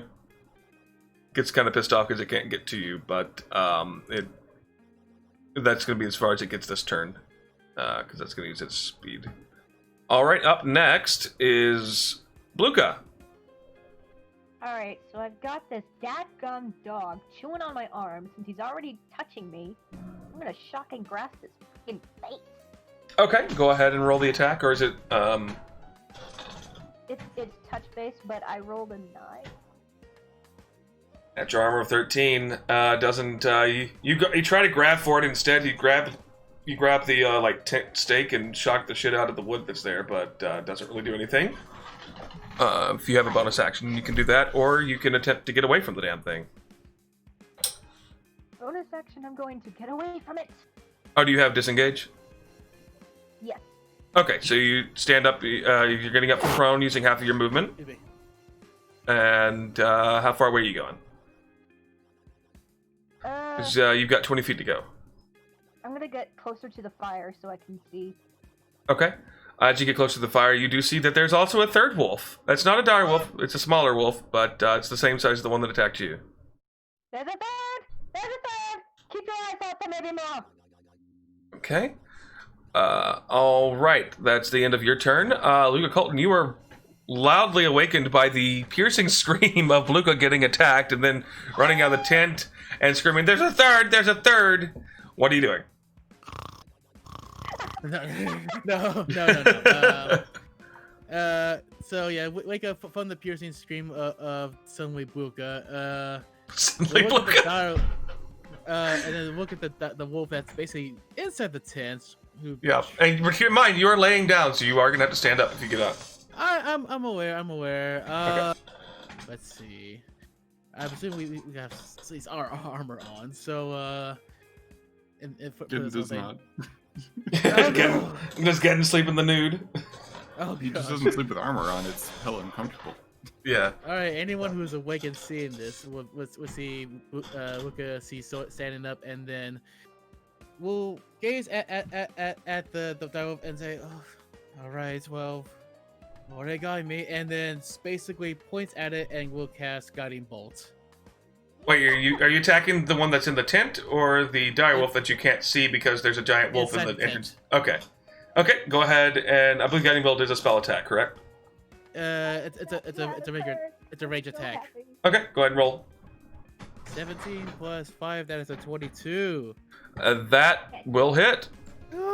So whoever attacks it next will have advantage plus 1. Okay, come on now. All right, 6. 12 damage total. 12 damage. Okay. Range, yeah. With that guiding, you just see. Okay. How do you want this wolf to meet its end? I guess like the guiding bolt will shoot right into the wolf, and then like you all see a nice little as like the inside of the body just goes a little bright, and then poof, like that, all the fur just goes everywhere. Okay, everybody that's inside the tent just sees this wolf.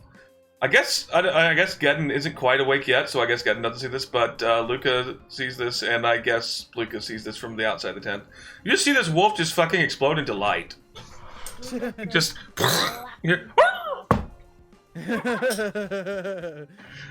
Alrighty. Are you doing anything else in your turn? I don't believe, unless a bonus action counts as like put on like my shield just to keep myself protected. To equip the shield? Yeah. I believe it's an action to equip that. Am I right? Then that'll be Lucas' turn then. Okay. All right. Up next in the initiative order is Geddon. Cool. I will stand up with my movement. Okay. I will use my action to equip my shield. Okay. My object interaction to pick up my warhammer. Okay. You didn't go out in the buff. Walk my might be like 15 feet, I guess, outside of the tent. Just take a quick survey. So there's one more wolf and the dire wolf, right? That's up the tree. Yes, the dire wolf that's climbing the tree. Okay. And the one wolf that's about, I would say the wolf is about 15 feet to your left. The other wolf is 15 feet to my left? Yeah, the other smaller wolf is 15 feet to your left. So would I be able to reach it from the tent or no? Your movement speed is 20. It's 30, but I stood up. Oh, sorry, I was looking at the one. I was looking at the damn.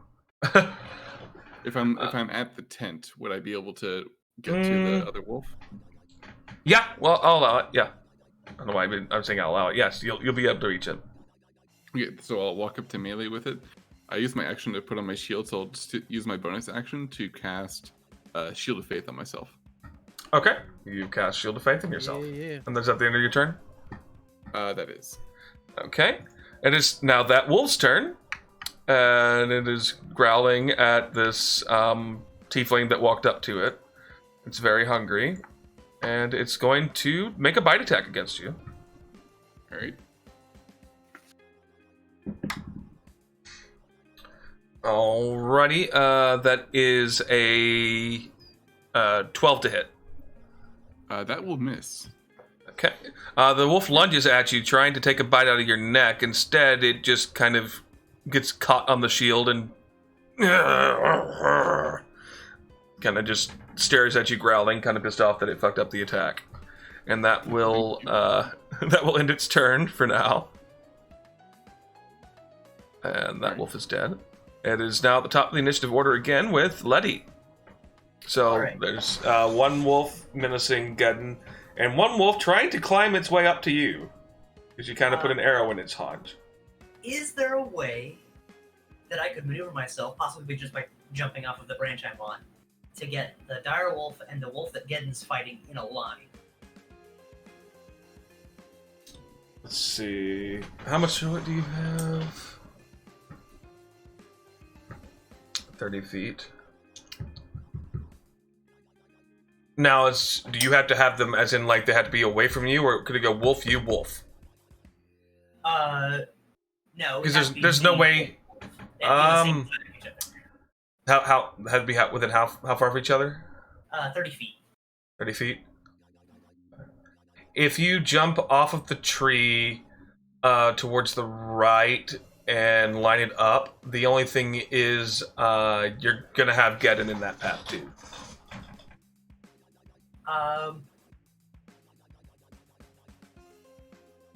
I trust Geddon to be okay.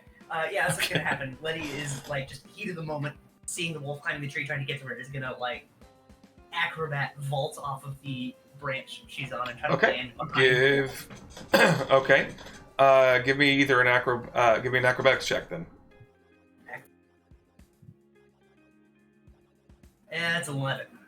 It's 11. Okay, you jump down from about 25 foot, so let me... I forgot what fall damage is, sorry.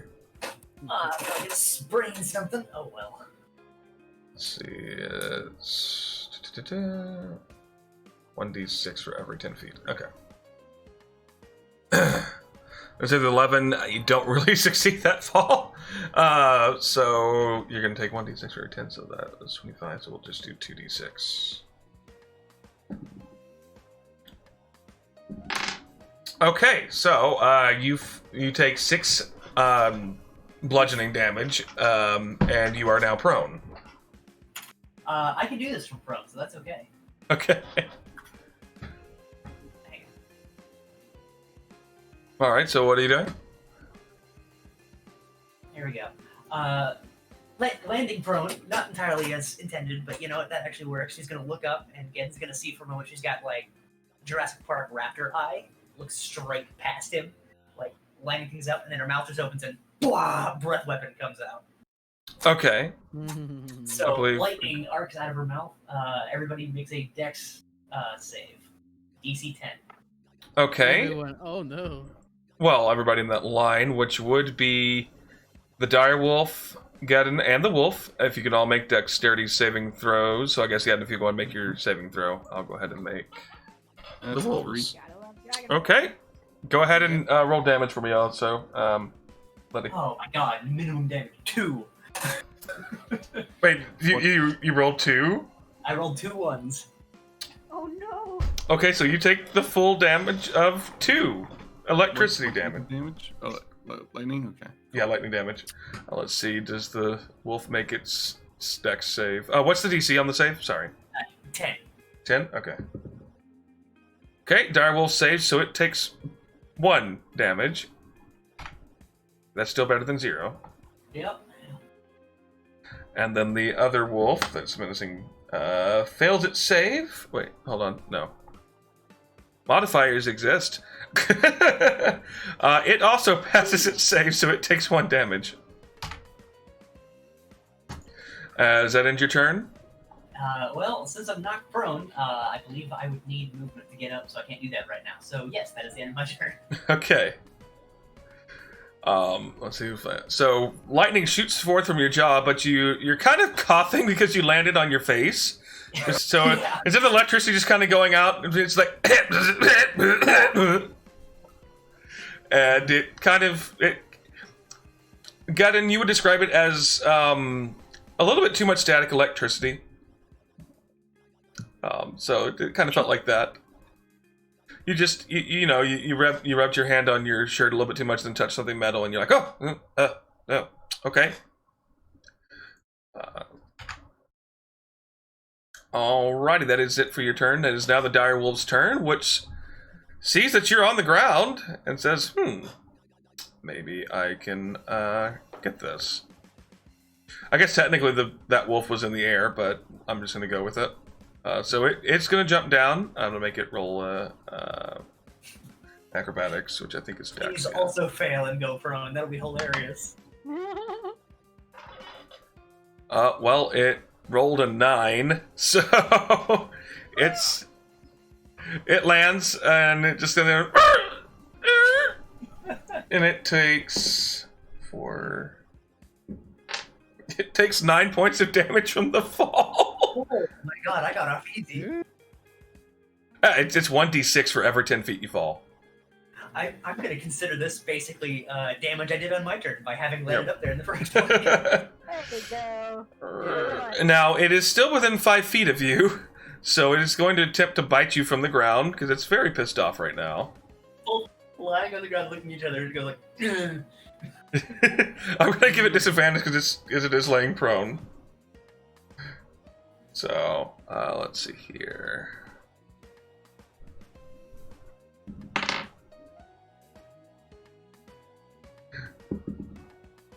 Okay, it rolled a 7. Does that hit you? That does not beat my AC, surprisingly. So this wolf lands on the ground. It looks very hurt. It's going. Arr! It looks at you and just trying to snaps at you, but it just kind of bites mud and spits it out. And that will be the end of that wolf's turn. My kinship with this wolf is strong. It is now Bluka's turn. Okay, so they've got the dire wolf. Where are the other 2 wolves? Well, one exploded into pretty sparkles. That's right. So the other one is over in the woods with no one around it, right? No, Gadden is in front of the smaller wolf, and then and that's off towards your. So you're standing by the fire, right? Right. That's going to be about 10 feet to your left, and then about 15 feet to your right-ish. You see the dire wolf splayed out on the ground, trying to bite at Letty, who's also sprawled out on the ground. And they're both within 5 feet of the enemy? Yes. They are in melee with the enemy. Okay. Alright. We'll do this then. I will take out my quarterstaff and run over and just smack the crap out of the smaller wolf. The smaller wolf? Okay. Go ahead and roll an attack for me. That would be unarmed strike, right? The melee attack? Yes. Yep. Cool. We've got 14. All right. That hits it. Go ahead and roll damage for me. Oh, boom, go on the head.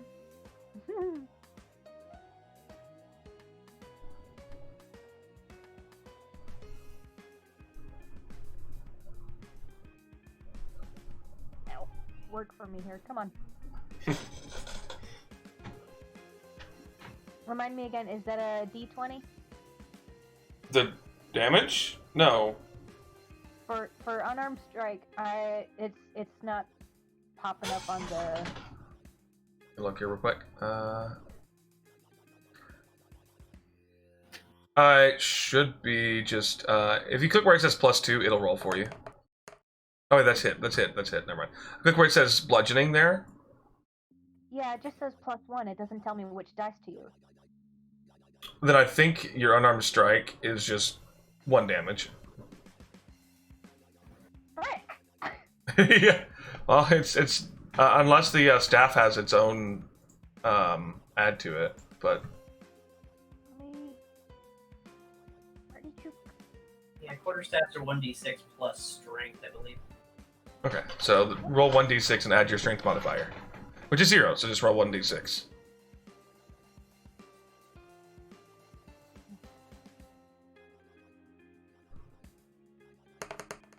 can wield it in 2 hands, and that's 1d8 instead. Depends on how you're using it. That is true. I did intend to have it with both hands, but I didn't say it beforehand. So it'll be just 1d6. Okay. Nope, stop. 6. There you go. Okay. Okay, what'd you roll? I rolled. Haha!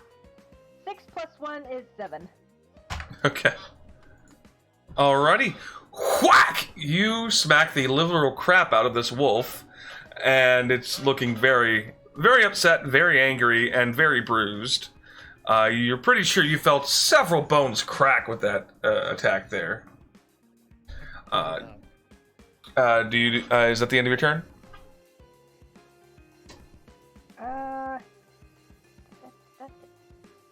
That's it? Okay. Hold on. Oh, okay. If I remember correctly, a cantrip can be used as a bonus action since it's not an actual spell. Is that correct here? Subin, is that a critical role homebrew, or is that actual rules? I can't remember. No, I believe that is the case for sorcerers specifically. You usually cannot cast 2 spells in a turn, but sorcerers can. And if it's a bonus action, you can cast it. It's more so that if the cantrip has a casting time of 1 action or of 1 bonus action, yes. But if it's whatever the casting time of the spell is. Okay, so yes, if the casting time of the spell says 1 bonus action, you can use it. One action. Crap. Never mind. Then Okay. that's it. I'm just gonna yell at it. Since I can't kill a friend, I'll kill you instead. Okay, that'll be the end of your turn. It is now Luca Colton's turn. Alrighty, hearing all the commotion outside, since I bet this is outside the tent at this point. Yes, you were the only one still in the tent, I believe. Basically, yeah, just walk right out, seeing the big dire wolf. You saunter out of the tent. Yeah, saunter enough. And just basically like, I think we're gonna need a little more light on this one, and we'll point right into its head, and we'll cast Sacred Flame. Sacred Flame? Okay. Yeah. I believe that's what save is it? Dex save? Was it the dire wolf or the regular wolf? On the dire wolf. Dire wolf? Is dead. No, there were 2. Okay. Yep. No, I thought the other regular one died just because of the description of how it was hit. I'm like, okay, it's dead then. No, it's looking really, really, really rough, but it's not dead yet. Okay. I'm sorry. What's the DC it has to be? The dex save has to be 13. 13. Okay. 7 plus 2. It rolled a 9. So go ahead and roll damage. It's gonna take max 8 damage. 8 damage. All right.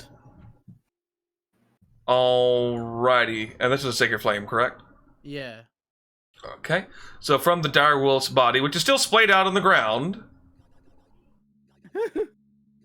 you just see this sort of the flame come out of its ears, just, and you hear. It's looking rough. It's not dead, but it's looking rough. And for mess with us at night, you silly dog. Okay, is that the end of your turn? Yeah, no, do the bonus action. So yeah, that'd be Lucas' turn. Okay, as now Gaddon's turn. Cool. I'll just take a swing at the wolf in front of me. That is a, god damn it, 8. Alrighty. You go to attack the wolf, and it catches your blade in its teeth. it just bites down the blade and kind of locks it in place before you pull it back. It's a warhammer, but I'll take it. Oh, okay. Sorry. I'm sorry. My brain went It's dumb. all good. It was the it did that to the shaft of the warhammer. All right. Yeah. I don't have any bonus actions, so Okay. that's Let's end my your turn. Okay. All right. So this wolf is a bit pissed off that you tried to swing at it with a warhammer, and it's really happy with itself on catching it like that and giving it back to you. It thinks it's playing fetch, I guess. Anyway, so it's going to it's going to attack you with a bite attack. Rears up, goes to lunge for you with an 11 to hit. That misses. It goes to lunge for you. It's still off the high of catching the Warhammer's shaft in its mouth. It just kind of goes to attack where it thought you were, but you'd moved out of the way. And it angrily growls at you because it messed up again. Right on. Because I believe this is the second time it's tried to attack you and missed. So, alright, that's going to be the end of its turn. And we're back at the top of the order with Letty. Alright, well, Letty's gonna clamber back to her knees, take a deep, breath from just belly flopping on the ground. That was super unpleasant. And then hack at the dire wolf with her hand axe. Okay, go ahead and roll an attack for me. Which I believe would have advantage because it's on the ground, because it's prone. Yes, it hasn't gotten up yet, so yes. Cool, that's a 20 and an 18, so probably a hit either way. Yes, either way is a hit. Go ahead and roll damage for me. Not great. 4 damage. Oh, but let me also roll my Hunter's Mark damage. Okay. So, 4 plus 4, 8 damage total. Alrighty. Whack! You carve a giant just wound into the side of this wolf's face. It is on its last dregs of life. It is not happy. It is not doing very well at all, and it is growling at you, but also it's scared as shit now. It's pretty sure it stayed a little bit too long, and it's not quite sure what to do. Does that end your turn? That is all I got. No bonus Okay. actions. The dire wolf is realizing that... Well, actually, I'm going to make it roll a wisdom check real quick. 8. No. Okay. It looks at the situation and decides that, you know what, it's going to go down fighting, so it's going to try to take a bite out of you, Letty. That's a shame. If it tried to run, I could have opportunity attacked it. I know. Okay, it's an 18 to hit. I'm sorry, a 19 to hit. Oof. Yep, that hits me. Okay. And it did use half its movement to stand back up. So it barely gets back to its feet. And lets out one last lunge towards Letty. And you take... 5... 8... You take 11 piercing damage. Good God. And roll a strength save for me. Okay, strength save. 22. Okay. It tried to knock you down, but you shrugged that off. So, Direwolf stands up. Barely. It's dizzy. It's having a hard time doing anything.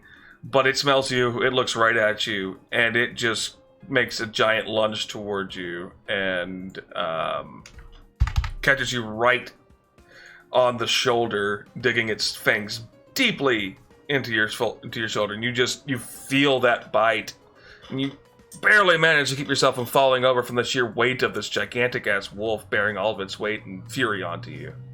And that'll be the end of its turn. Not doing great right now. Oh yeah, wait, how much did you take from the fall earlier? I forgot. 6. 6. Oh. Where are you at right now? 3. Yeah. Oh no! I got you. All right. That's the end of the direwolf's turn. It is now Bluka's turn. Luca's still pissed, so he's gonna kick the wolf in the face and cast Ray of Frost on him. Is that the small wolf or the big wolf?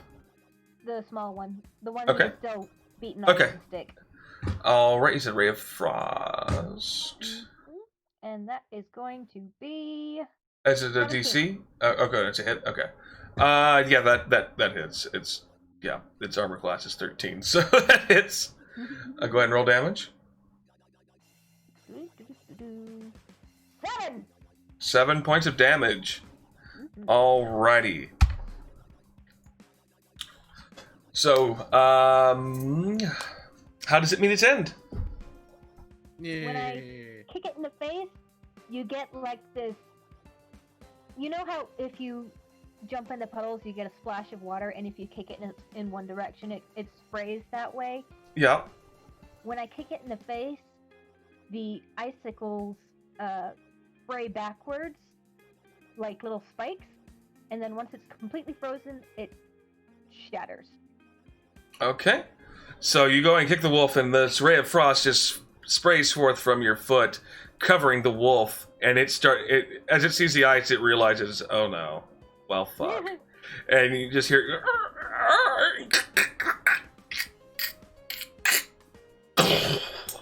and there's just shattered frozen wolf meat everywhere. You done? And Is that the end of your turn? I'm gonna go over to the dire wolf, Okay. and I'm gonna use a sorcery point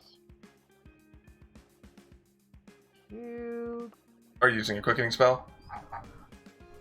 to what? Oh, I say, are you using a sorcery point to do a quickening spell? Yeah, I'm gonna. Oh crap! He's engaged. I can't use ice knife. I'm gonna do another ray of frost on him so I don't hurt my friends. Okay. What I'm saying is, do you have quickening spell? Did you take that? Because ray of frost is an action, I believe. Yeah. To make it a bonus action, you'd have to use a sorcery point as a quickening spell. I just don't know if you have quickening spell. Let's see. I Sorcerers guess- don't get mana magic until level 3. Okay, Yeah. so you can't do that. You can go over to it, but you can't use the... Yeah. Never mind. Yeah. Yeah, right now your sorcery points let you gain additional spell slots or sacrifice slots to gain additional sorcery points as a bonus action. So, Gotcha. yep. Okie dokie. After this fight, it'll become more interesting for that, though. right. Oh, Actually, I forgot that I had this. With my bonus action, I'm going to use Tempestuous Magic to fly over there because I can gust up to 10 feet and just hop on over, and I am. okay. So we'll say that was part of your. Well, actually, it says Temptress Magic. As a bonus action, you can cause gust of air to surround you before or after you cast a spell of first level or. Never mind. Yeah. I Ray of Frost is a cantrip. If you'd used Ice Knife, yes, but you used a Ray of Frost, so. Alright, you walk over to the wolf and kind of glare at it. It's still not looking very good, and Letty's not looking very good. Is that the end of your turn, then? Yep. Okay. Alrighty, it is now Luca's turn. Now let's see. So as you are running towards the last wolf, try to glare at him menacingly. Luca will basically pass right behind you, going over to Letty, and just like sees the. I'm assuming the bite marks over like on your shoulder, I guess. Yes, it was on Letty's left shoulder. Yeah, that doesn't look too good. So Luca will come up to them anyway, just like, all right, just hold still. This might seem a little bit, and we'll cast Cure Wounds on that shoulder. So.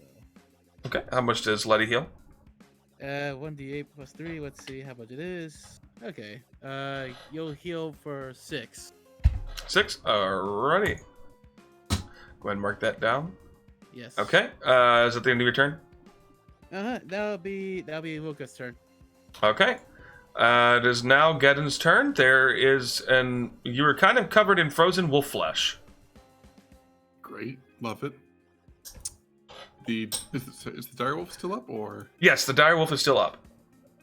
Alright, this is my moment to shine. I will walk over to the direwolf. Okay. I will use my action to attack. Okay. Go ahead and roll an attack. I will roll, damn it, so close to a crit. 24. That definitely hits. How do you want it to be to end? Well, Your minimum my damage will kill it. 1 sec. Your minimum damage will kill it. That's fine. I got 13 damage. You gotta know how much you overkill it by.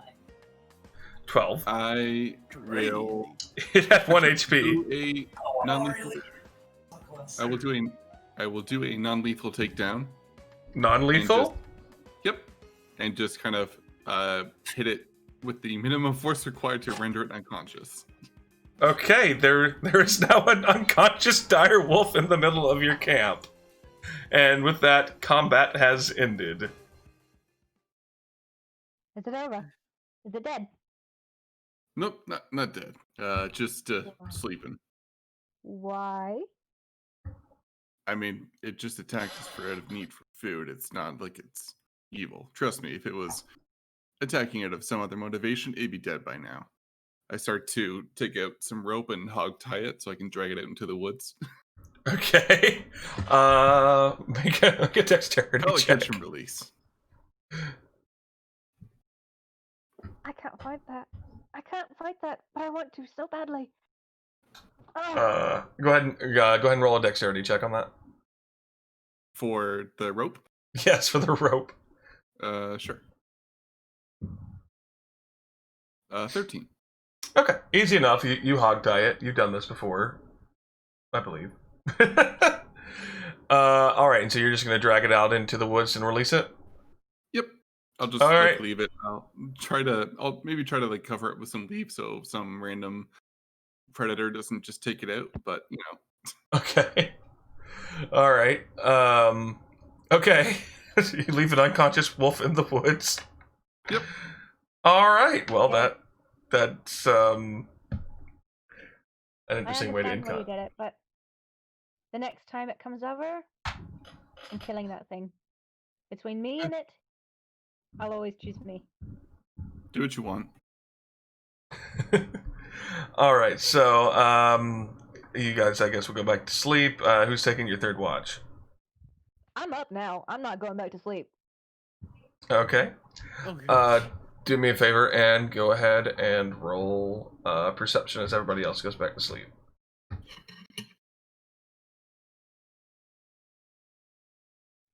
Frackin', I got an 8. Okay. Well, wait. I thought you took. Wait, Luke. Didn't you take first watch? Yeah, I'm up, man. After getting Okay. Well, chomped if on, you're, well, you're gonna take a point of exhaustion though, because you're not getting a full night's rest. Yeah. But that's up to you. I mean, I'm just saying. so you have a point, and I am sort of bleeding from, was it the arm or the leg that it got me? We'll say it got your leg, since it was just Yeah, thrashing, trying to bite. I'm gonna cast prestidigitation on myself so I can clean up a little bit and try and lick my wounds.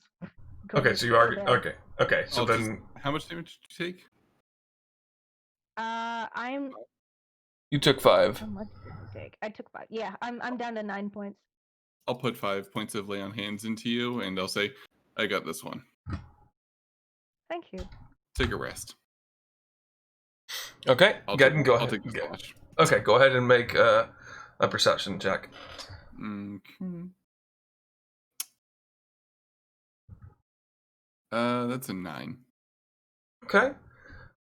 You notice the stars are starting to come out. It's not as cloudy of a night. They're pretty stars. Not much really catches your attention around the camp. And your watch comes to a close pretty easily, and the sun comes on up. And you start to hear thud, you hear grass being clumped around. You hear, fuck, who put these fucking caltrops? Fuck it. Okay. And you're the first to see Vintok stroll into the camp. All right. Well, hopefully it was uneventful.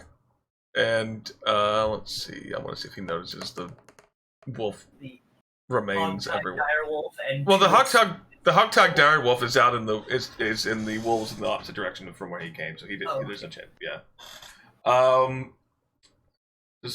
Huh. Yeah, glad you could join us, Teach. Got some Y'all have visitors it in looks the like night. y'all had a fun night.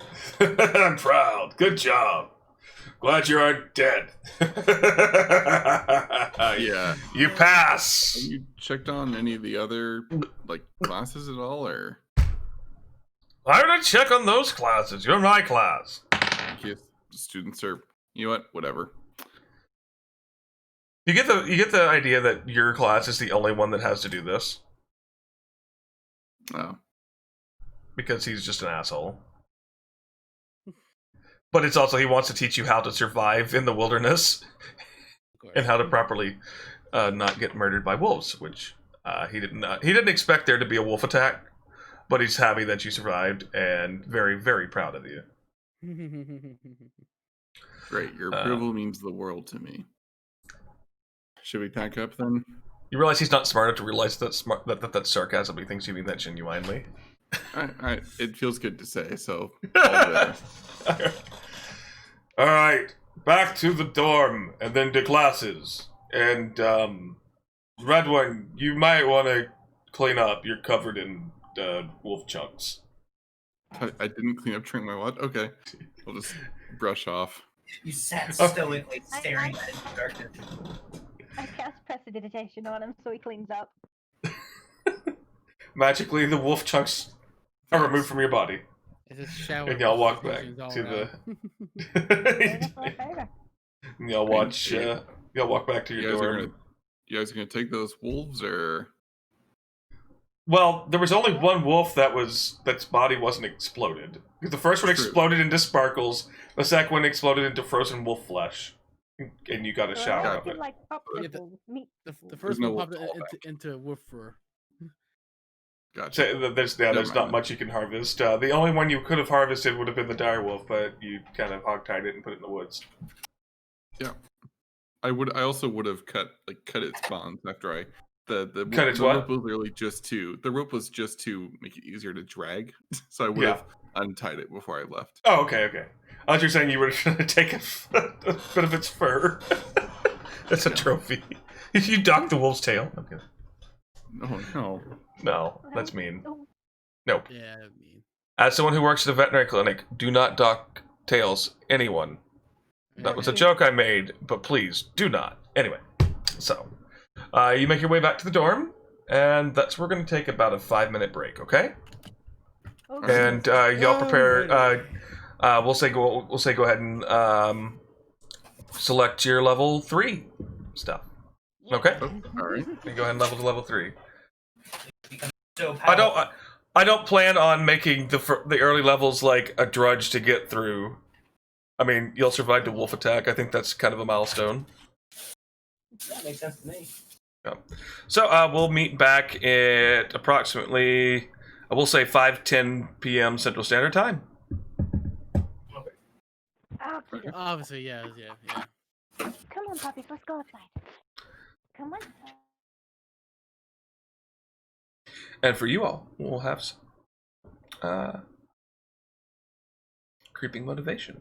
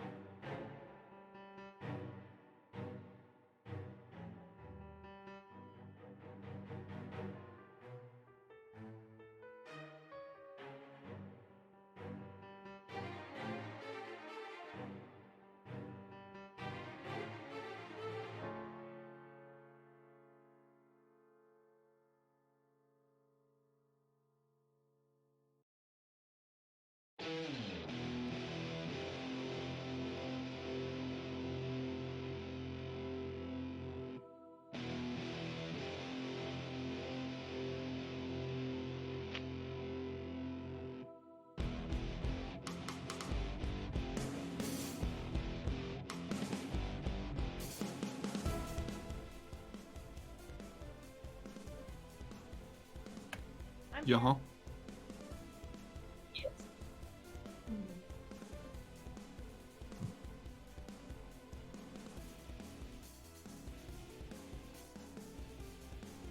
Real quick. Sword, meal check. Cereal bar. Meal check. Alright. Alright. Maybe I'm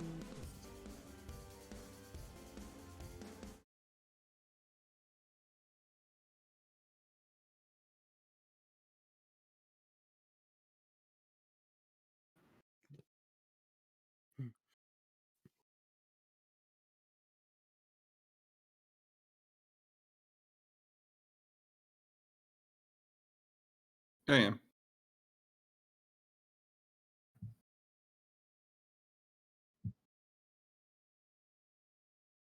Yeah.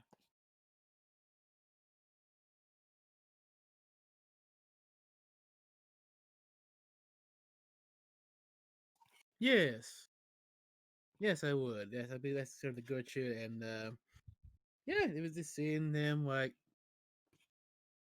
what could have like yeah, where and how some things I maybe he like could get like maybe like one more basic trait from his father side, but like other than that, it's like okay, like well, yeah, we're now the even more important stuff. That was like okay, like melding and make sure not to do too much and then do too hard or too thin and all that good stuff. Alrighty. And as a recap for the stream, because I didn't unmute my microphone when I came back, I muted it in Discord, but not for the stream itself. So we continued life as normal in the school for a couple of weeks, and then JMP met with Gertrude. And that's not your fault, that's my fault. Anyway, so that was that. So continuing on from that, was there anything you guys would want to have to get done in the 2 weeks? Like if you wanted to make something, or if you were... Anyway, is there anything I you would would like have to just wrote more letters to person I'm sending them to. Okay. Same. And I would also like to spend more time with Yeet and learn his secret. Okay. So, let's have Luca roll a perception check. No, investigation check. Let's see if you can Hold on, I'm find still trying Yeet. to figure out which meta magic I want to choose for level 3. Oh god, here we go. I'll come back to this later. Okay. I need Does anyone else have anything they're going to be doing over those 2 weeks then? Or a couple weeks? Letty is going to work on training Lycan to actually stay in combat since I've hit that level and that's happening now. Okay. Flavor text. Go ahead and give me a animal handling check. Okay. for 16. for Luke. Okay. You successfully train Lycan. Lycan has the anyway, whatever the level 3 specs are. Just so those are aware, we are homebrewing. Well, slightly, not really homebrewing. We're basically using an advanced, not advanced. What would you call it? We're using information from a book that's about to come out. Basically, so that you can have Lycan attack using a bonus action instead of giving up your own action, because otherwise Beastmasters just feel terrible to play. Yeah. Oh, cool. Yeah. DM. Go ahead. What test did you want me to take? Investigation.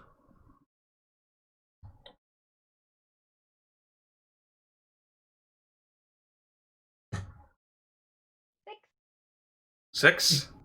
Okay. Gonna have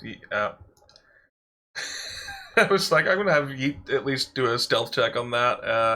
Yeet rolled a 22, so you have a really hard time finding him. He's just this. You keep catching. You keep seeing him out of the corner of your eye occasionally. When you turn to look and find him, he's gone.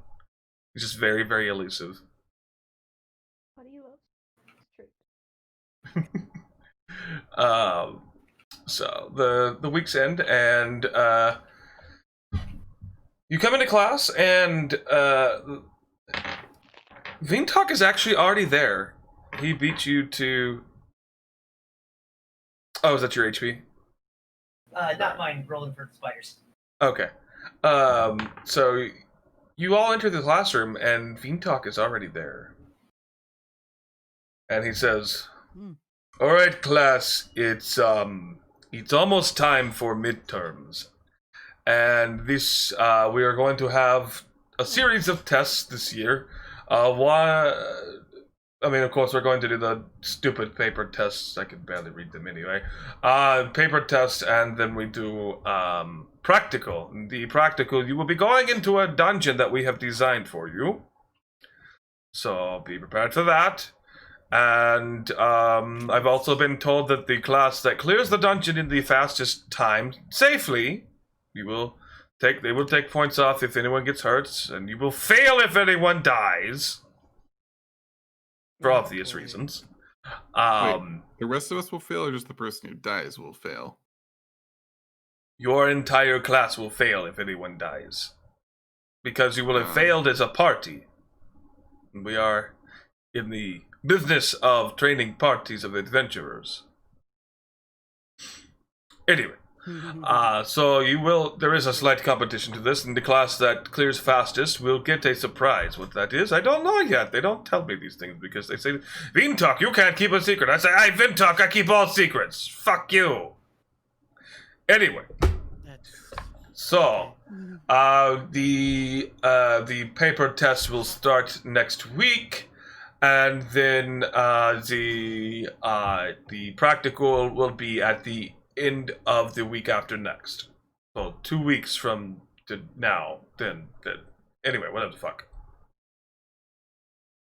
So yes, study well, and this week we will learn about dungeoneering and how to survive in a dungeon. And so that week, all of your classes are actually with Vintok that week, and he goes very in depth on how to survive dungeons, how that you need to have someone that's checking for traps, and just the various roles of different party members in a dungeon, how to survive, and how to make best use of your abilities. And so at the end of that week, the weekend, a little bit off time, and then that next morning, it is test time. So what we're going to do here is going to be kind of just a couple of checks based on different things. Since this is going to be, this is not the practical yet, so it's going to be more intelligence and wisdom based. So, good luck. The DCs aren't too high just because this is the first midterm. So I would like all of you. So, Vintok describes a problem where you have one party member trapped on one side of a chasm. There's let's see, what was it? There's a few trolls on this bridge, and the bridge is very rickety to where if one of you were to hit the bridge, all the trolls would go down, but you would be effectively trapping your party member on the other side, and it's basically an essay question of what you would do to, number one, dispatch the trolls, and number two, save your party member. So I would like each of you to roll a straight your choice between intelligence and wisdom. I'm going to give you that. And they're just straight rolls, not saving throw. Just a check. So it's not a saving throw. A general wisdom or intelligence. Alright. Okay, hold on. 21. 21? Okay. I got more on my wisdom, so I'll go with that. And in fact, as you give me these checks, tell me how your character would do that. So how would Letty... Well, basically, what is Letty's answer? And it is a... Go ahead. To what situation / question again? I'm sorry. It's like a school. I heard part of it and I was immediately gone. You have a party member that's trapped on the other side of the chasm, being menaced by two trolls that are on a bridge that spans the chasm. The bridge is pretty weak, so if you were to hit the bridge, it would probably collapse, taking the trolls out, but your party member would be trapped on the other side. So how do you dispatch the trolls and save your party member? It would be cut down the bridge, then use the 50 feet of rope I definitely have with me to fashion a new way across. Okay. Alrighty. We'll let you know if you passed or not. Okay. whoever wants to go next, give me a roll and give me how you solve this situation. Okay, since no one's gonna ask, oh god, this looks at the test and thinks like, well, what if my god goes this way, or what if I can forge this way? I can forge. What if I brought a forge with me throughout this whole thing, and it's like maybe makeshift a bridge after I destroyed the old one, because that's a nat 1 would say that. You rolled a nat 1. Yeah. Oh And plus god. 3 on wisdom is a 4. Okay. So I guess your essay just kind of describes. Instead of writing an essay about that, you just kind of wrote about how awesome forges are. You're like, so there's like a pocket How forge, awesome it is, and there's awesome my god this is. forge. This forge has this property. This one does that, and this one's for making shoes. Not that you would forge shoes, but anyway, I'm terrible. No. And like this, like it's like half describing forge, half describe how my god is connected to said forge. Okay, and so you turn yours in. Then so let's go with Swippen next. All right. Well, Gideon rolled an 8. Ooh. So I'll say initially he had something going. What he would have wrote was he would just cut one side of the bridge so it would fall off like on a hinge, and have the other person crawl across the side that stays up. What he ended up writing was Gideon would not get in this situation because Gideon is the best leader ever. Essentially. Okay. All right. Good to know that. You said you rolled an 8, right? Yes, an 8. That Okay. is. So we have 1 pass and 2 fails so far. Mm-hmm. You said this is an intelligence roll? Intelligence or wisdom, your choice. So go ahead and tell me what the roll is and how Luca would solve that problem.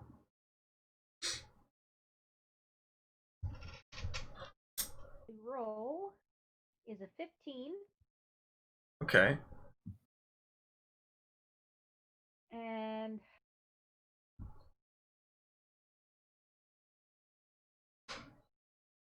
does it say what's in between, what's underneath the bridge? Does it say if there's any? It's a water? chasm. It's a giant chasm. It doesn't go into detail. So it just says spans a chasm. Whether there's water underneath it or not, you don't know. But I'm sure the test has room for creativity. I would probably use my light crossbow to take out the trolls and then tie a rope around the third bolt and turn it into a rope swing for them to get for my partner to get across after I cut down the bridge so that the trolls die. Okay. Alrighty. So Vintok takes the test, reads over each of the answers. Huh. So half fail and half pass. Radwan, what is this shit? And what is the fuck is about these forges? What the Okay, you redo test tomorrow, but test be harder. The rest of you are dismissed until the practical. Well, I thought that would be a very good. I thought it would be Okay. good, like describing what I. Shut up. Forgeable. So the rest. So Put his arm around his shoulders and just walk him out and comfort him. So Luca and Letty Bluka and Letty are allowed to leave while the rest of you take a couple of remedial classes with Vintok about dungeoneering, and then the 2 days later, the two of you will now take the retest, which has a slightly higher DC. I made that DC a 10. Oh no. Oh god. Okay. So That's a big brain blast. now I've got to think of a new question. Thanks. So this essay question has a few spelling mistakes on it because Vintalk actually wrote it. And it says, you are in the middle of a room. There's a boulder on the left, a boulder on the right that look like they could come crashing down any minute. There's a platform in the middle. How many... And then it says, it has an ellipses. Hours would it take to move one boulder to other boulder? And actually, I'm making the DC lower for this one, actually. So go ahead and roll an intelligence or wisdom check on this one. It's again wisdom. Come on now. Come on, die. Be nice to me. Okay, that's even a lot better than that. Thank you. Alright, so... I intentionally made this question kind of stupid and really bad. I know. Well, I mean, this is Finn talk we're talking here, so either the booze are talking or his brain talking. One of the two. Okay, so what'd you roll? I roll a 19 plus 3, that's a 22. So... Okay, so you passed that, but so what is Luca Colton's answer to this weird boulder hours question? Simply maybe makeshift. Maybe take his shield. Like I say, take his. The question shield was, how many hours does it take to move one boulder to the other? I would say maybe I got less than an hour or so, like just to move one boulder, I'll like place it down, and then like shove the other boulder like hard enough where it lands right next to the platform, and therefore use the boulders to walk as platforms. Okay. Alrighty, and Swippin, what is Geddon's response to this question and the roll? Geddon rolled an 18. Okay, so Geddon passes this one. Doesn't take much to impress Vintalk. The player Swippin is having a hard time visualizing this, so I'll just say Geddon writes the right answer. Okay. Yes, there's not really a... He's basically like, oh, they said it'd take time. Okay. He's not good at writing test questions. You get the idea that the other question was written by someone else, and he just took the... He read what the answers were and was like, okay, these work, this doesn't work. Why is this idiot talking about forges? And why is this one talking about being a leader that wouldn't get in that situation? And he's like, I agree with that, but that's not the answer.